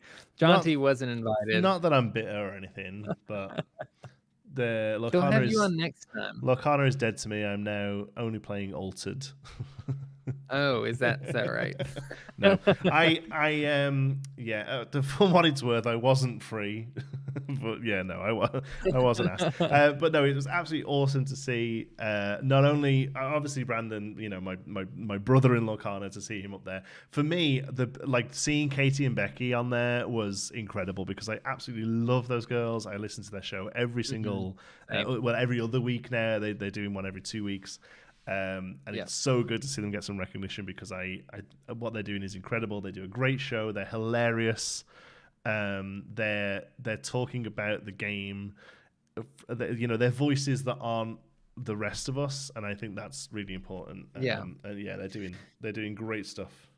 Thank you, Rochelle. It's okay. I get it. You've got to let all the other, the lesser content creators have Okay. I hope everyone knows that I'm just being a silly bitch when I talk about this sort of stuff. It's good. It doesn't matter. I absolutely love that you were all there. I love that Jared was there. I think it was a great selection, a great mix, and you all did awesome. Like I say, I didn't see it live. I was at a food and wine festival getting good and drunk actually. So, but luckily you recorded it, which is what I'm showing on the screen now, and I got to watch it back. So yeah, it was really good. It's a great way of doing it. A great way of showing stuff off. I would love to know. Rochelle's in the chat, but she's not going to tell me. I would love to know if me showing off the product images on Twitter earlier that day is what made the Moana, the Scrooge, and the Pongo be shown. And I wonder whether actually it was just going to be Maui's Place and the Dalmatians. But you will never know. Yeah. And I hope I didn't get a black mark next to me for showing those off. Oh, I don't think you did. I mean, it's like you said, you found it on a website. Like it was in the public. I don't think. I won't tell you. No, but anyway, Michelle's tight-lipped. I tried to get some stuff out of Steve. She's a pro, man. She's a pro. She is. I tried to get some stuff out of Steve at the main stage, and she was immediately like, "Nope, you can't answer that. I'm Steve off of the main stage." But yeah, like there's a couple of things I wanted to talk about for this. First of all, I think Rochelle did a great job picking the lineup, regardless of me being there. I was very happy to see like Katie and Becky being there and Jared being there. Rochelle's done a really awesome job at it kind of like you said with the Live Laugh Lorcana, like they preach something really important, I think, is like inclusivity for people that don't look like you and me, to be frank. And yeah, 100%. So like we're absolutely the antithesis of what they're doing, right? Like I keep joking with them both. I'm still waiting for my invite onto Live Laugh Lorcana, because what that show needs is a white British man. Yeah, exactly. But yeah, Rochelle did a great job with that. And then one thing that I was super happy of was like seeing Ravensburger in, I'm going to call this in an official capacity. Like Rochelle invited us to be in the official Discord to collaborate with us. Like I know we've done card reveals before. They've given us card reveals and that's awesome. I hope they keep doing that. But to specifically hear from Ravensburger, like they want to work with content creators more. And then even admitting like they've been a little slow and they're working on it was super encouraging as a content creator for the game. And like I was very happy to hear that and to also, be blessed enough to be a part of it as well, for sure. So I think that was really encouraging. Like Jonti said, I recorded the thing last time they did a main stage like this. Nobody recorded it. I didn't think of it. And afterwards, a bunch of people who couldn't see it were asking for a recording. So you can go watch it if you haven't on my channel, or if you want to nitpick everything that Steve and Rochelle said, see if you can find anything. See if you can make up stuff based on what they said. Yeah, because the first one of these was like a Q&A on locations, right? Like we'd seen Forbidden Mountain, and it was basically just sort of Steve there to kind of give us an outline of what they did and how they worked. And I think that was also a really great thing, just to kind of like not necessarily temper expectations, but just you can tell that Ravensburger are very aware and getting more aware as this moves forward, that if they will give us an inch and we will absolutely take a mile, right? Like and sometimes sometimes it's better to just sort of come out and say, no, this is what they do, this is how they work. We'll have more to show you later on. But, you don't all need to go and make half-hour videos about what they could possibly be. Yeah. Just to then, be wrong, right? Like, so, So I think that was really good how they did it and how they did this one. Yeah, I look forward to it. And I love the fact that the reveals are happening all over, right? Like it's some sort of like traditional media. That's traditional media, like sort of websites. Basically, it's weird to think of those as traditional media now, but that's sort of like the classic sort of websites getting stuff. Obviously, content creators, their own socials, their Discord. I just think it's really good that it's all kind of spread out, and I kind of enjoy the hunt. I'd love to see them tighten it up a little bit into a bit of a more manageable window. But that's me just being a selfish content creator. I'd love to be able to know that I could take a week off work, cover 200 cars, and then go back to work again. Honestly, but yeah, no, it's great to see. It's great to see Steve on board as well, and just sort of see the people who are actually working on this game. And I'd love to see other people as well. I would love to see this isn't Steve and Ryan sat in an office with a pen and paper making stuff, right? I would love to see other members of the team coming in and talking. I know that gets tricky because it's really difficult to keep people on message a lot of the time, especially if they're not necessarily used to, talking about the game in public, especially after like 3 years of not being able to say anything about it to anybody by pain of death. It can be quite difficult to then move into that sort of role. But I would love to see other team members sort of stepping up and chatting as well alongside Ryan and Steve. Yeah, especially because like something that I've really, really, really been enjoying recently is the Ravensburger team in general being more vocal. Like when they opened the official Discord, a lot of the people from Ravensburger are in there and they're, chatting with everybody. And I think that's awesome. I've noticed Steve has been posting a lot more like on Twitter and being more vocal himself. Yeah. And then of course, like you said, bringing him on to the main stage and being able to talk with him.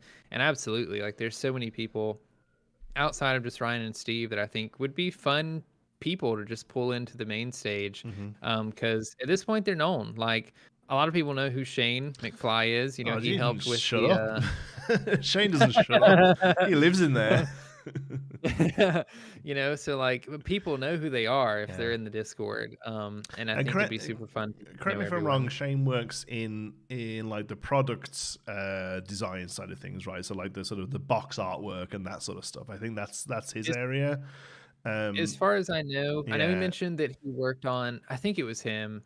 It was either him or it was Jim Hawkins, whose actual name I don't know, but one of them was working on like the booklet, and when people were asking about the booklet, they mentioned that that's what they worked on. Yeah, but that kind of like the ancillary product around the cards, they're working on that sort of stuff. But to be honest with you, I would love an hour chat about that. I would love, how do you pick what cards become the face cards of the set? How do you how is that decision made? How do you pick, which ones sort of go on the side of the box? Is it purely a logistical thing? Is it purely how they fit, or is it to try and get a mix of all the characters, or what? I'd love to hear more about that sort of stuff. Anything you want to give us, we'll get something out of it. So definitely for sure. So no, that was awesome, and obviously we got to see all these puppies. I've got another reveal. Yeah, if you haven't gone back and watched it, just watching it for Rochelle's bit of revealing the puppies over and over again is pretty funny. Yeah, I love how like there's people in the chat being like, "Is this not a joke? Is this real?" It was a lot of fun. Yeah. All right. The last thing we wanted to talk about then was a pretty big tournament that happened in the early new year. We were going to cover this last week, but unfortunately, like I say, I was held up. And this was a big online tournament ran by Thea. Is it Boyson? I don't know. I know the first name is Tia. Oh, it's Tia. Oh, I was even getting that right. Okay, so I'm not familiar with. Yeah, I'm not familiar with her. She's predominantly a Magic the Gathering creator, I believe. That's sort of where she's... No. Okay, I have no idea what the hell I'm talking about.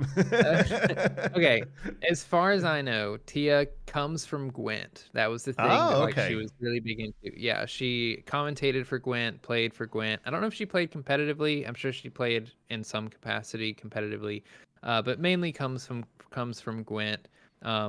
Has fallen in love with Lorcana and has basically said, she wanted to help run tournaments and get people playing the game more, and decided to hold a online 1.1K for the new year, and ended up bringing a lot of people. Yeah, well, I think it's worth noting that it was free to play this, right? Yeah, Yeah, the prize money did not come from... Well, I say, of course, that's the first one I've known of where it's like the prize money doesn't just come from I shouldn't have forgotten that. Yeah, no, I see. I forgot to mention that. But yeah, the prize money did not come from entry fees. Like she did it in correlation with the Play Lorcana, the I don't know, I don't know if it's called the Lorcana PCG or something like that. I don't know. It's like some sort of unofficial Lorcana tournament organizers. Yeah, I don't know. I'm kind of like, I'm not really paying attention to any of these because I know that we're getting official stuff soon, and I'm going to see what that looks like before I need to know whether I need to worry about this sort of stuff.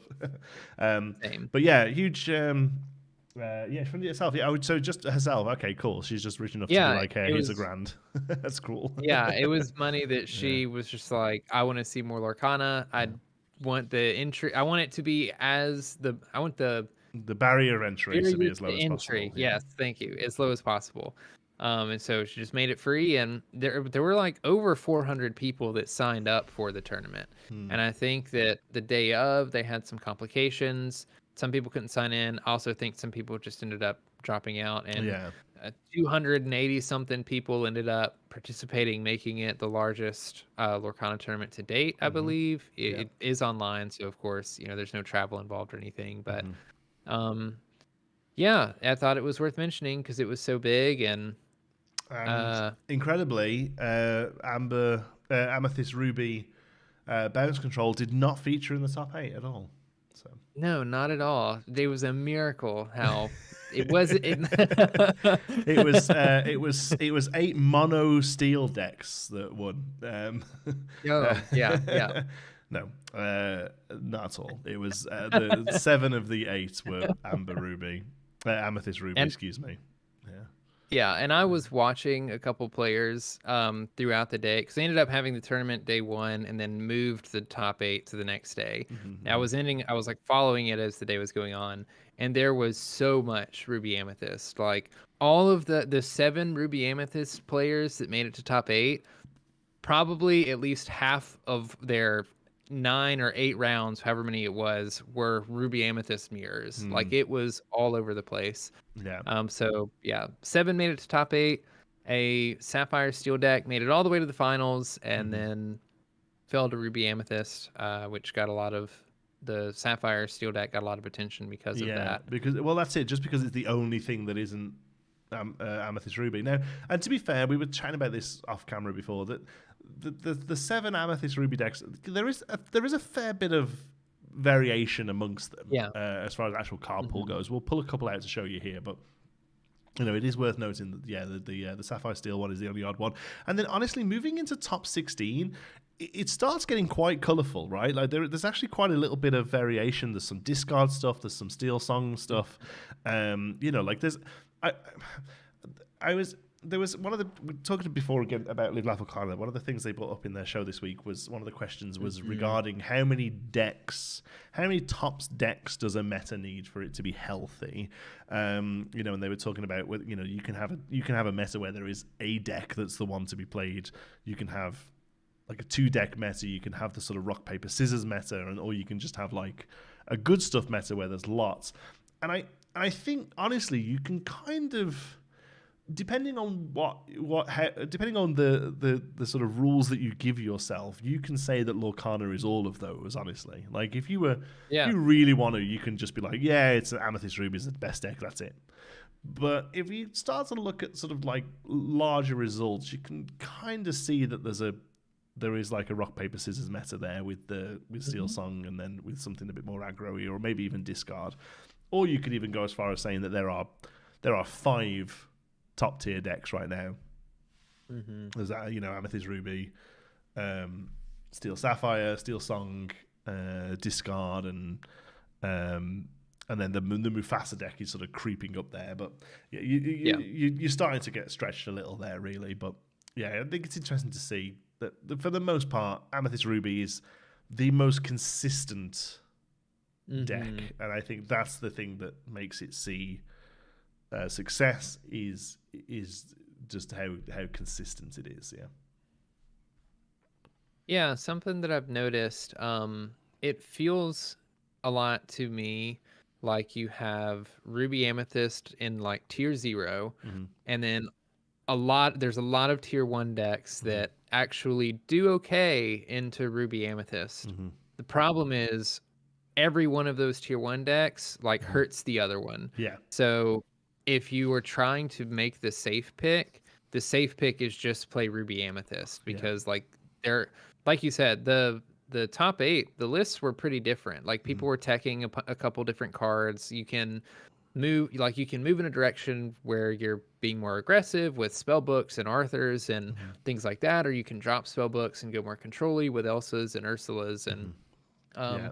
things like that. Like there's multiple cards in flex spots for this deck, and so like when you really, even though they're the same, getting different decks in the top 8 in a way, but basically I think like just like you said, to be most consistent, Amethyst Ruby is just like the safest pick, which is why a lot of people bring it. Yeah, you have that. That's a really great way of looking at it. You have that tier 0 Amethyst Ruby, and then the tier 1 is almost a rock paper scissors meta, right? Like all those decks there sort of fight against each other, and then Amethyst Ruby's on top.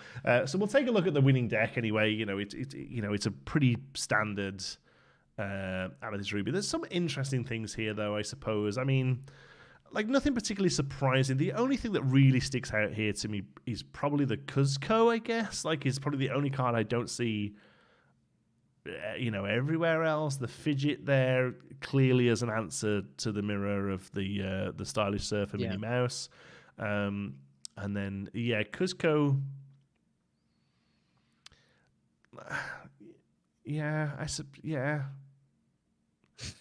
What is he just there for? Is he just there to float? Is he just there as card draw? Like he's not.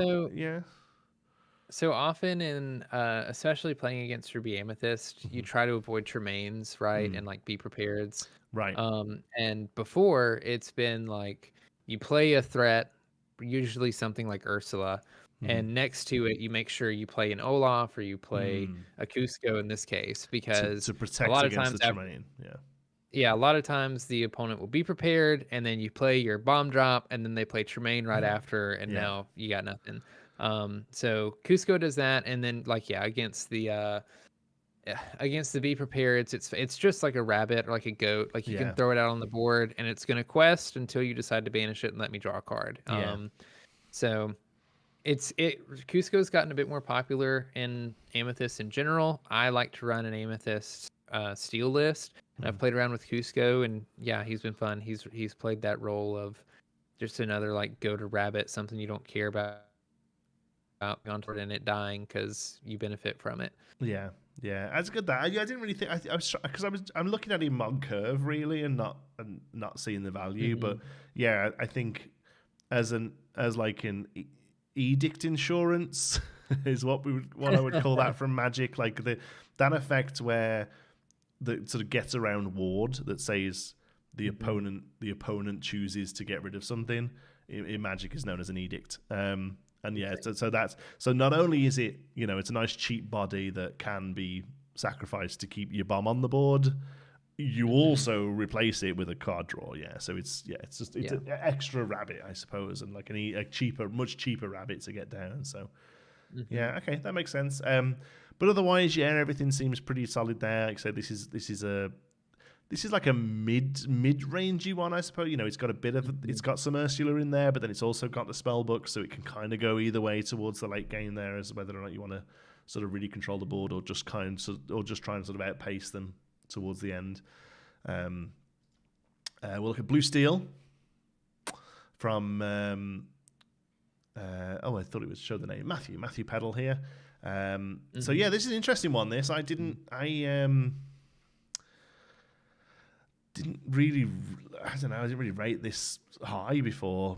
Like it's pretty solid. Is there anything really sort of sticking out here that's like does this particularly answer Amethyst Ruby better than other things, or is it just has just been piloted well, do you think?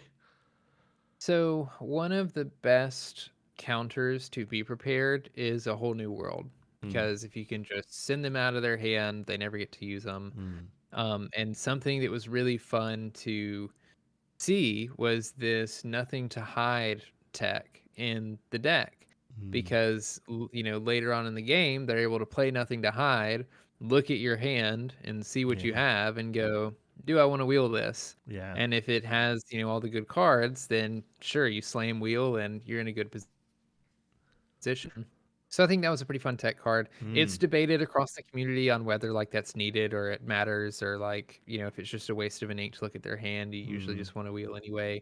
I really like the idea of doing it because I played Amber Steel in the first chapter, and there were plenty of times that I was playing against Ruby Amethyst there where I wheel their hand and it was a bunch of Maleficents and crap, and it's like, well, I probably wouldn't have done that had I known that like if you know it what it wasn't was, anything worth. yeah. Yeah, that makes sense. Yeah, I think that was really cool. There's a good chance going in blind to the whole. I can count on one hand how many times I've been really annoyed by a whole new world. Like you know what I mean? I've always felt like, the worst possible I've had is like, oh, fine, okay, cool, whatever. I get 7 cards, but so that nothing to hide added onto it, just to really make sure you're getting the value out of it. Yeah, I think is pretty good. I don't mind nothing to hide. I don't think it's a bad card at all. I'm surprised it doesn't see more play, honestly, because I personally think one, look at their hand and replace yourself is perfectly fine, and the fact that it's inkable, I don't I think it's a pretty good card. I don't necessarily know whether it's a 4 of, but I don't hate it. I find what I do find interesting about this deck is that they're playing like the Haram and the Nick package, like just Porpsicle and Nick there for Haram, really, other than there's Fishbone Quill as well. But I really only felt like Haram was getting the value if you had like a really high number of items, so that you were always getting the hits with him. So it's interesting to see that they're running 3 of him there with basically just the Porpsicle and the Fishbone to hit there. Yeah. Is it? I suppose it's just not an awful body. That's it doesn't get mimmed. I guess a 1/6 isn't really getting picked off by Fox or whatever. I don't know. Yeah. So there are instances. Anybody who's played a whole new world, that like there are times where you really don't want to whole new world because you're ahead and like maybe you need more cards, but it's probably worse to give your opponent more cards. And I think it's part of that too, because this is a very control deck. Like you're not doing much until turn 3. Like you're basically you're playing Popsicle turn 1. Yeah. Turn 2, you might play a Cruella. Yeah. And you're really Eric. looking on. Yeah, and you're really looking turn 3 to play Fishbone Quill and just start ramping. Quill or Detective, to start ramping up. Yeah. Yeah. More of a like as you get more control of the game, it's a way to, keep a full hand without having to give your opponent outs. Yeah, because I suppose the whole new world is pretty much the only draw in the deck outside of Haram, right? I'm just having a quick glance over stuff. Porpsicle gives you 1, I guess, but yeah, and especially if you're obviously wanting to do a bit of ramping here with Quill and Mouse into Bell, so yeah, you need to kind of keep your hand full. So yeah, and the Hiram package is one of the few that I think can keep up with like Amethyst draw. It's like you're just like, so you see just as many of your answers as an Amethyst player would if you can get the Hiram thing going. So yeah, Sad Beast draw, that's a good call. Yeah. And Sad Beast being the card that pretty much doubles the cost of this deck at the moment. Yes. This is a $400 deck, and 200 of it is sat in that beast. Yep. So that's this is if you've not pulled a few of them out of your packs, this is a pricey deck to put together, but it's just nice to see something that's just not Amethyst Ruby, to be honest. Yeah. So the only thing I thought we could do then is so the one that won here by Aaron is classified as bounce control. 3rd place and 4th place is bounce control. So 5th place is the highest ranking aggro bounce. So I thought we could take a look at that and just see how much different it is. And yeah, the real thing that I think really sort of jumps out here as being the aggro and the really heavy bounce is the Arthur. Basically, it's just the Arthur is just where you're going to get even more value out of the Mims and the Merlins doing their thing. I think personally, in local play and league play, I find Arthur to be a little bit win more.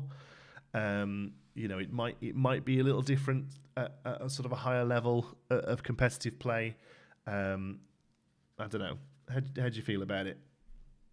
I've noticed Arthur is really difficult to get rid of if you're playing steel, and even if you're playing steel, like you have to draw the smash, or you have to like do a Tinkerbell, grab your like it's not just something that immediately gets removed when it hits the board. But like against other Ruby Amethyst lists, especially ones that are leaning control, or even some of the mid-range lists, you play an Arthur on 3 or 4, and they're not going to have an answer for it until turn 7, because you're never going to leave an Arthur on the in play by himself. So Lady Tremaine's not going to do it. While playing LeFou, you're not going to leave Arthur exerted if you don't have to. So like Maui's not going to touch him. So on turn 3, you have 2 or 3 turns that you're gaining 4 lore a turn, basically. I'm so sorry. I'll be right back. Keep going. Keep that full. That's fine. You basically have 2 or 3 turns where you're gaining 4 lore a turn, and that starts adding up really quickly. So like the main thing with Ruby Amethyst being you get to basically like 14 or 16 as fast as possible, and then you can finish the game with spell books, or you can finish the game with goats, or just straight up attrition and playing units and then questing with them unless your opponent has ways to continue to remove your board. And we all know how punishing that can be in Amethyst, because I can just keep playing rabbits or goats or Olafs or minis or whatever. It's not difficult for me to refill my hand and continue to play stuff to threaten lethal once I'm that close. And so primarily, I think Arthur does really well outside of playing against steel. And even then, like I said, you really need to mulligan for the answer, because if you don't, then the same thing's going to happen where Arthur just keeps bouncing. Because even against steel, like unless you can manage to pull a turn 4 Tinkerbell shift and grab your sword, or you have like a smash, you're not going to be able to like really do anything for a couple turns, and leaving Arthur to do his thing for more than 2 or 3 turns can a lot of times be just enough. Yeah, sorry, the kid woke up. He was going for a pee. I was making sure he got there and went and got back up to bed. Yeah. So yeah, it is. Yeah, it's an interesting build. I mean, it's still, there's still a lot of standard stuff in there. It's still. I feel like it's still interesting to see the full play set be prepared in a deck that's so character heavy. But I suppose, like you say, you're never leaving your characters on the board. Like chances are they're all being pulled back, and then at that point in the game, you just don't replay the Arthur and instead get rid of whatever they're doing and then start all over again. So, SPS is spellbook too slow for aggro. Yeah, I think so.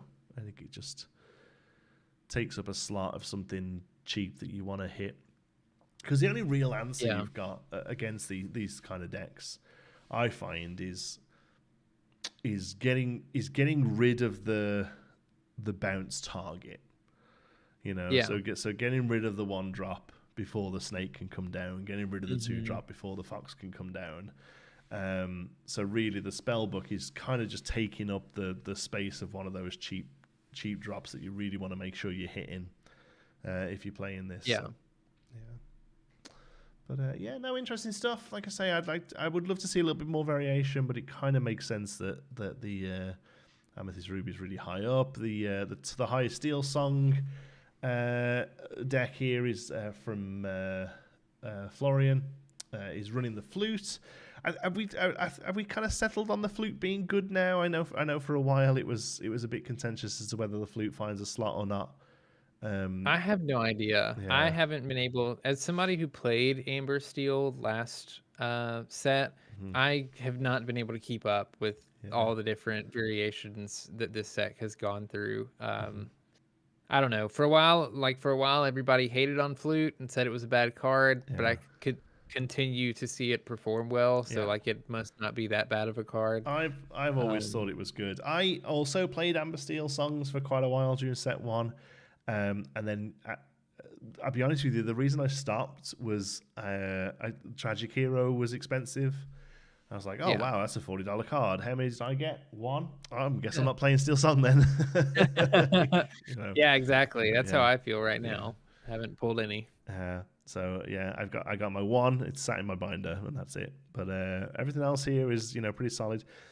Interesting. I suppose the Tiana is just the 1/3. It's just the more interest. It's just the better stat line than the goons, the 2/2, I suppose. But yeah, otherwise, yeah. Yeah, we've seen a major shift in like people are playing 3 health stuff because Teeth and Ambition and the whole singing Let the Storm Rage on turn 2 to banish your stuff. It's just you can almost guarantee your 2 health thing isn't gonna last, or your 2 willpower thing isn't gonna last very long. Yeah, it's interesting. And like, do you ever see that not being a thing? Like, I don't really. Yeah, now that those cards exist, there would have to be, there would have to be decks that come up in the meta that like just don't care about those cards or don't run those cards. But even then, like, we even see it now. A lot of Ruby Amethyst players have started cutting Teeth and Ambition because everybody started playing 3 health units, and now it's kind of like it's not worth playing the card. Now that they've stopped playing those Teeth and Ambitions, you can run cards like Fidget to counter Minnie Mouse Surfer, who has 2 health. Well, now that Fidget's countering my win condition, I'll start playing Teeth and Ambitions again. And it's like it's just gonna keep doing that forever. Cyclical. I can't know what the word is. There you go. Awesome. Anything else you wanted to say about that, or? No, I think we covered it pretty well. Exciting to see so many people interested in tournaments. I hope that when the OP stuff gets announced, whatever they decide for tournaments, can be accessible to a lot of people, not just people being able to drive to those tournaments, but if a lot of people end up showing up, they have the room and space for it. It is interesting, the numbers, like when you say when all of the barriers to entry are removed, basically, this is you need to have the internet. it was basically the entry to play in these tournaments. It's really interesting to see what kind of numbers you can get with that sort of stuff. But it's interesting. I'm glad it got put on. I hope everyone had a great time. I like playing with paper. I want to see real tournaments. I do too. And that's what I'm looking forward to.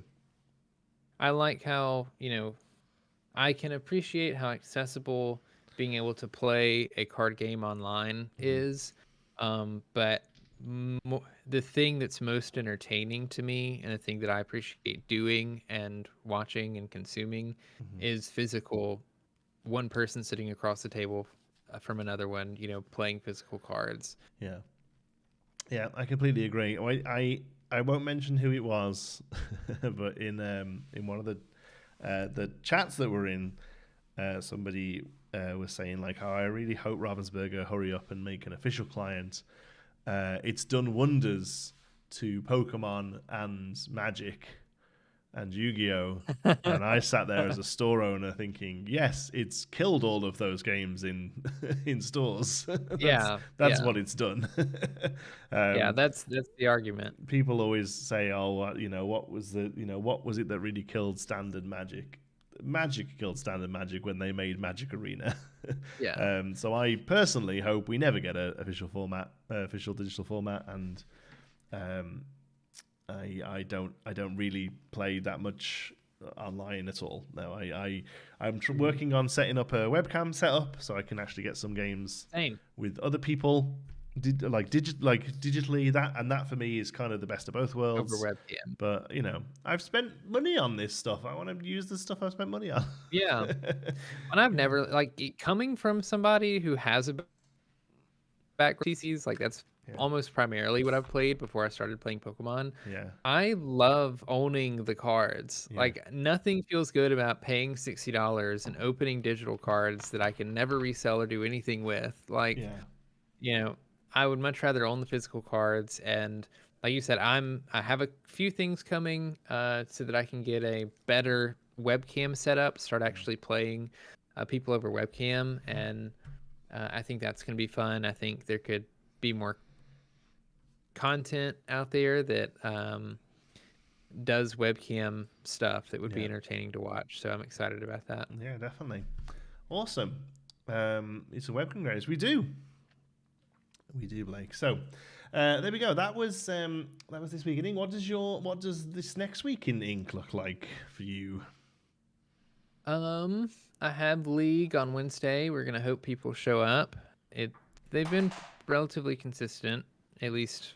There's been people to play against. There's been at least one person to play against. So I hope more people keep coming. But I'll do that. I organized all my cards today.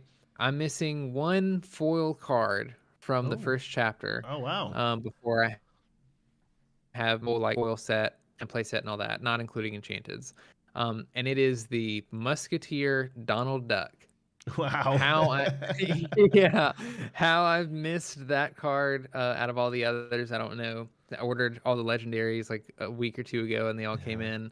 So, well, actually, I ordered that one with the other ones, and the shop that mailed it to me just mailed me a regular one, and I was like, "Hey, I know this card's 50 cents, but like, can you please just send me the foil version? You sent me the regular one." So that's in the mail on the way. And then it'll finally be complete. And then I got to start working on those enchanted cards. That's awesome. So I haven't done a foil set for set one. I have done a play set, so 4 of everything. And I am 1 card off doing that. I thought I'd done it, and when I actually got down and put everything in, it's a lantern. I'm a lantern short. Really? Yeah, definitely had 4. Think I had 5. Definitely had 5. Think I thought I had 6 and traded 2. And then I've put them in and gone, oh, shoot. No, I didn't have 6. I had 5. So I need to grab a lantern. I'm just going to pick one up when everyone comes through the store or whatever. So I'm not playing them at the moment, so I don't necessarily need them. But that's that, and that'll get me the 4 of everything from set 1. Set 2, I just did 1 of everything. I got that quite a while ago, and other than what I'm actually running, So So this week for me, I'm going to be desperately trying to get hold of some product for the store because, like I say, we're completely out of set 1 and 2 now. So I'm hoping my distributor has some. And then Saturday, I'm going to be playing in a constructed tournament. Only a little store one, so we'll probably have sort of 16. I'm hoping 16, maybe up to 24 people, perhaps. And I am going to run Emeralds, Amber, Mufasa just to change it up a bit. So I'll be able to report on how that goes next week. And who knows, we might have some official OP stuff to talk about.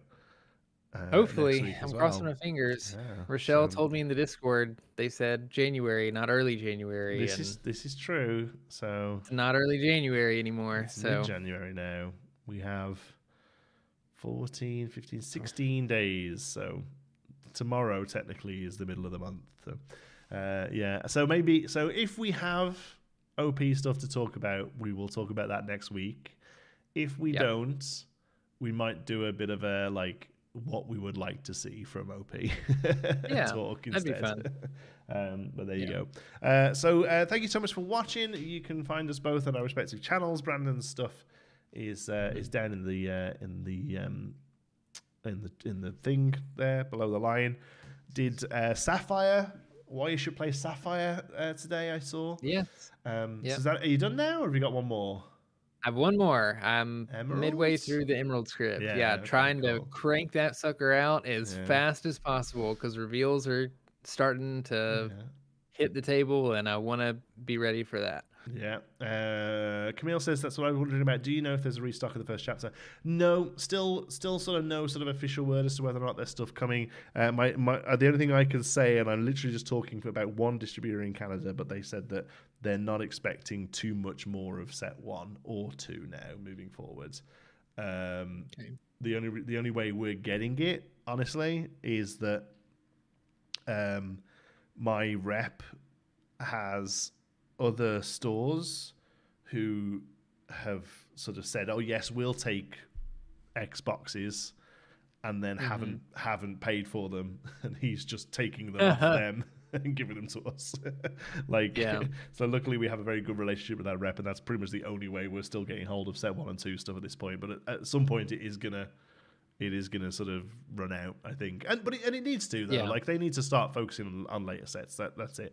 We need to make sure there's set 3 and set 4 out there, and set 5, and then they can look at doing a like a reprint or a historic set or something like that, where they show us the first few cards again. But yeah, at this point I'm kind of happy with them to start focusing on set 3 and 4, honestly. Awesome. All right, thanks for joining us, folks. That was what do we say? Until next week in ink. That was This Week in Ink.